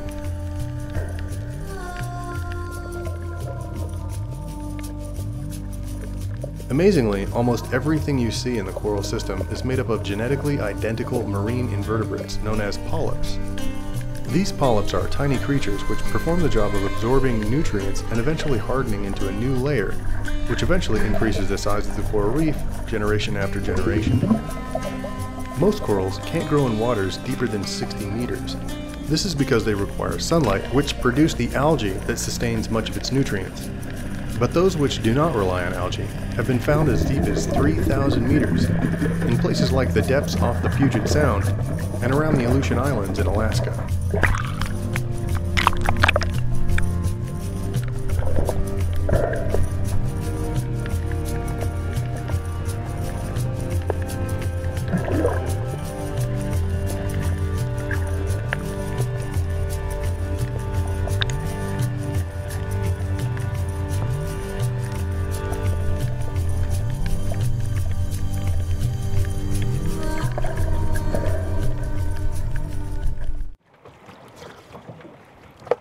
This is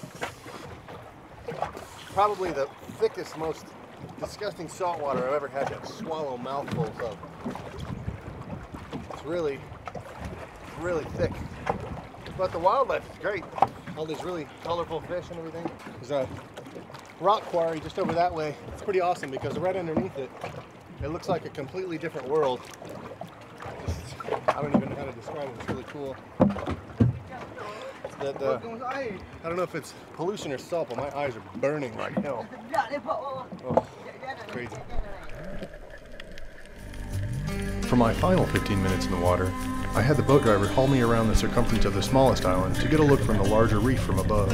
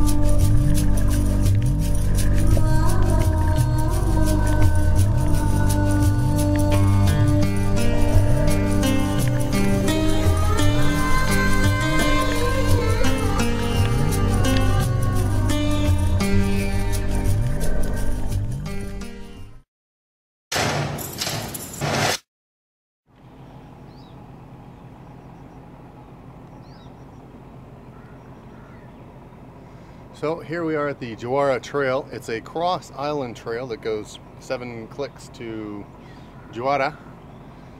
So this is the beginning of it. To get here, you have to kind of come through a neighborhood. It's not well marked, and I actually thought that I was going the wrong way until finally I saw this sign way at the end of the road. So I've been told that there are king cobras and reticulated pythons and wild boar and all kinds of cool stuff, but hoping to see that along the way, definitely.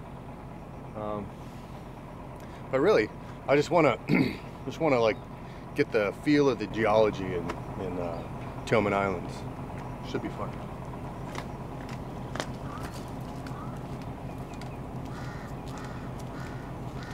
This hike crosses the entirety of the island. It can be embarked from either Takek or Jawara. I booked a hotel in the Takek village and walked through town to reach the trailhead. There's only one route through the trail, but there's a pickup point near the end where some people get a ride back to their point of embarkation. The road crossing the island is completely treacherous, and it's strongly advised that if you do rent a motorbike, you do not attempt to cross the island on this road. In fact, some places that rent motorbikes prohibit driving anywhere outside the surrounding village roadways. Several shops hold a deposit, and if word gets back to them that you've crossed the island over this road, they'll retain this as a fee for breaking the contract with the renter. As I mentioned, it's an easy hike, but the heat, even in the higher reaches of the mountain, might get to you. Bring water and sugary snacks and you should be fine. The town has a water supply that's fed through brooks and streams, and that all starts up here. So they've got a series of old and newer pipe linings coming from the top. I'm assuming there's a waterfall source or something up there. You can hear water falling all around you as you walk through the trail. About a half an hour in, and it's a pretty gradual grade so far. It's not that hard. There's a couple of small brooks. Just throw my headband in the stream and cool down. It's a pretty nice hike.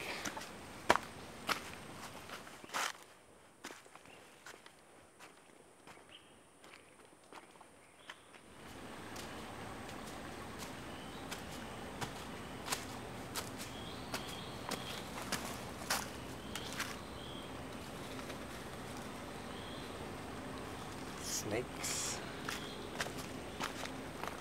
Ancient trees with giant buttressed root systems adorn this hike. So if you're an avid nature geek, or if you just like to stand in awe of epic old-growth forests, you'll enjoy this hike.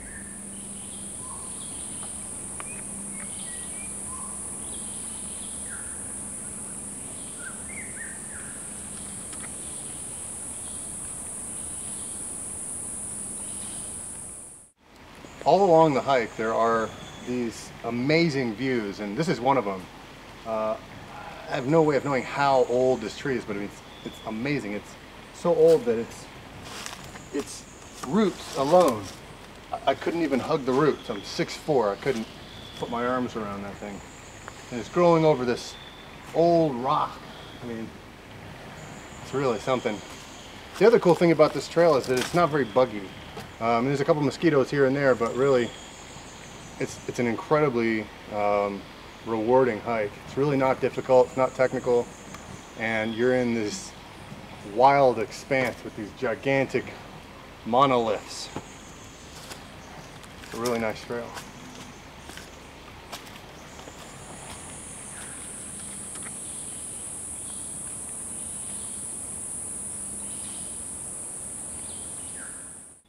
Of all the abundant wildlife throughout the island, you're bound to run into a few species. I happened to cross this giant black squirrel. I've yet to confirm whether or not it's an endemic species of glider, but there are definitely a few species that can be seen here. Throughout other parts of the island, and indeed along this trail, hikers have reported as many as 25 different species of snakes, including reticulated pythons, venom-spitting Malayan cobras, and king cobras. There are also long-tailed macaques, giant bats known as flying foxes, bush-tailed porcupines, and even the endangered bearcat.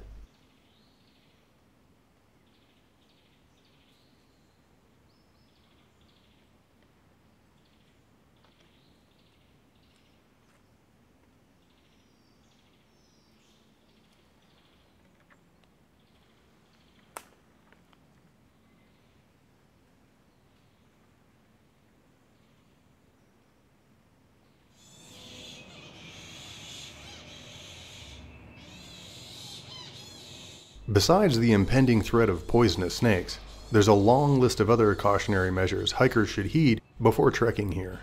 The trail itself is not marked, and it's easy to derail. Keep an eye skyward for the power line that continues throughout most of the trail. It can take as many as 5 hours to complete, depending on your speed and interest in the surrounding views, so it's best not to leave after 2 or 3 p.m. Night hikes are unadvisable, and don't attempt this trail at any time during the slippery monsoon season. So, I'm here in front of I believe it's an Alstonia.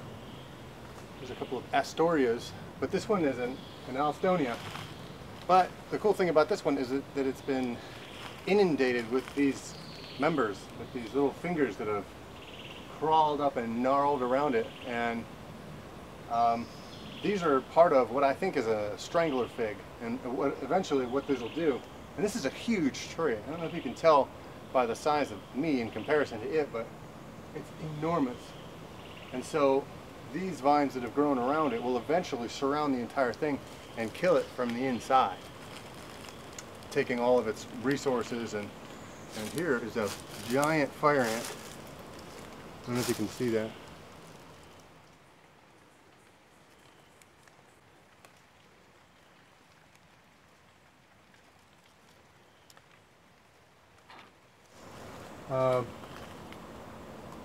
In any case, that was a cool thing to come across. I haven't seen strangler figs in this part of the Southeast Asian region just yet, and I haven't. Looking around, I'm not seeing any more. They just developed this network of entangled vines or vine-like extensions that eventually become a tree. It's really, really just wild. Check it out.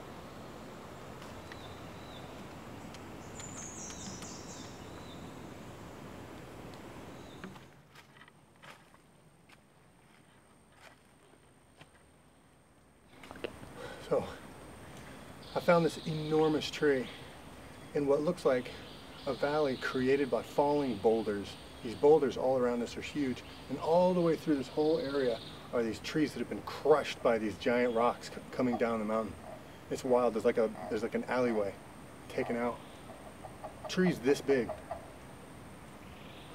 This one's got its own spider chandelier and a giant spider to go with it.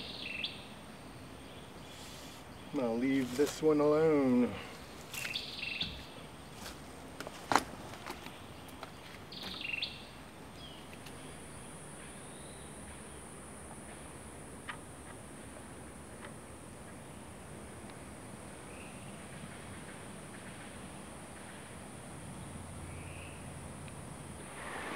So along the way I found one of these, it's the base of a palm leaf, but it looks like a seed pod almost.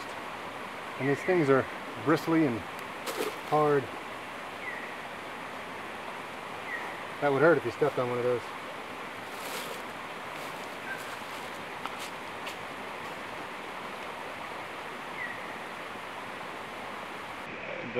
Other people that catch the animals to take some pictures of them.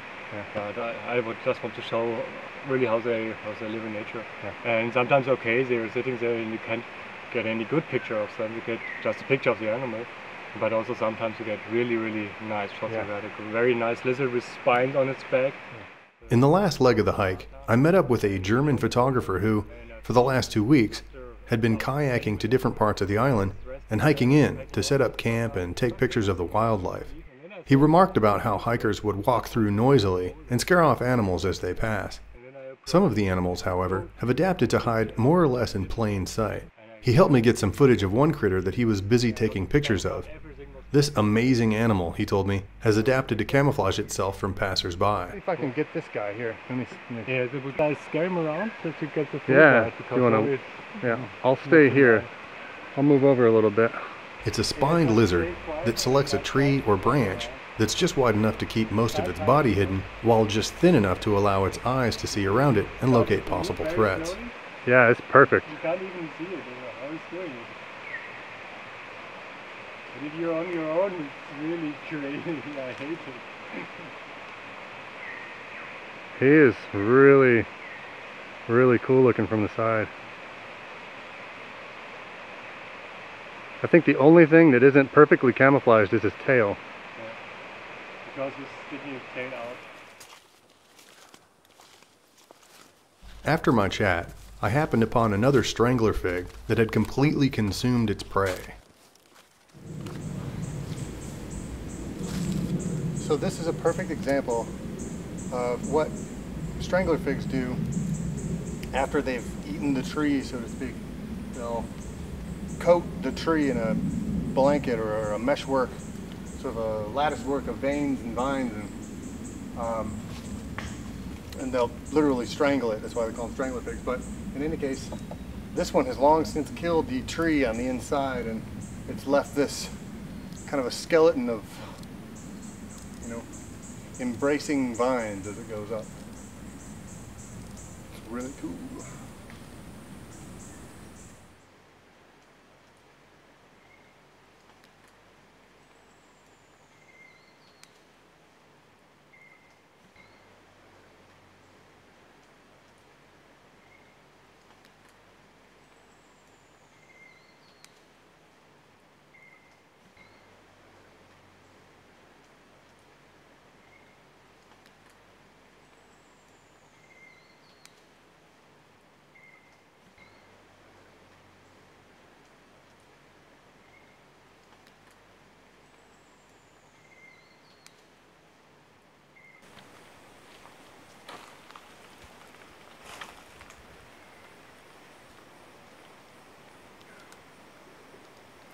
Oh, looks like we made it to the end of the trail. It's really not that bad. Well, it took us a little longer. It took us about 3 hours, but that's because we were dilly-dallying along the way and caught some great footage of some amazing animals. Had a good conversation with Mike, the explorer, photographer extraordinaire. And so here we are. There's it's the weirdest thing I've never seen road signs for a trail, but here they are. One more new thing. So anyway, the taxi to get back to the other side of the island is supposed to be really treacherous, so we'll see how that goes.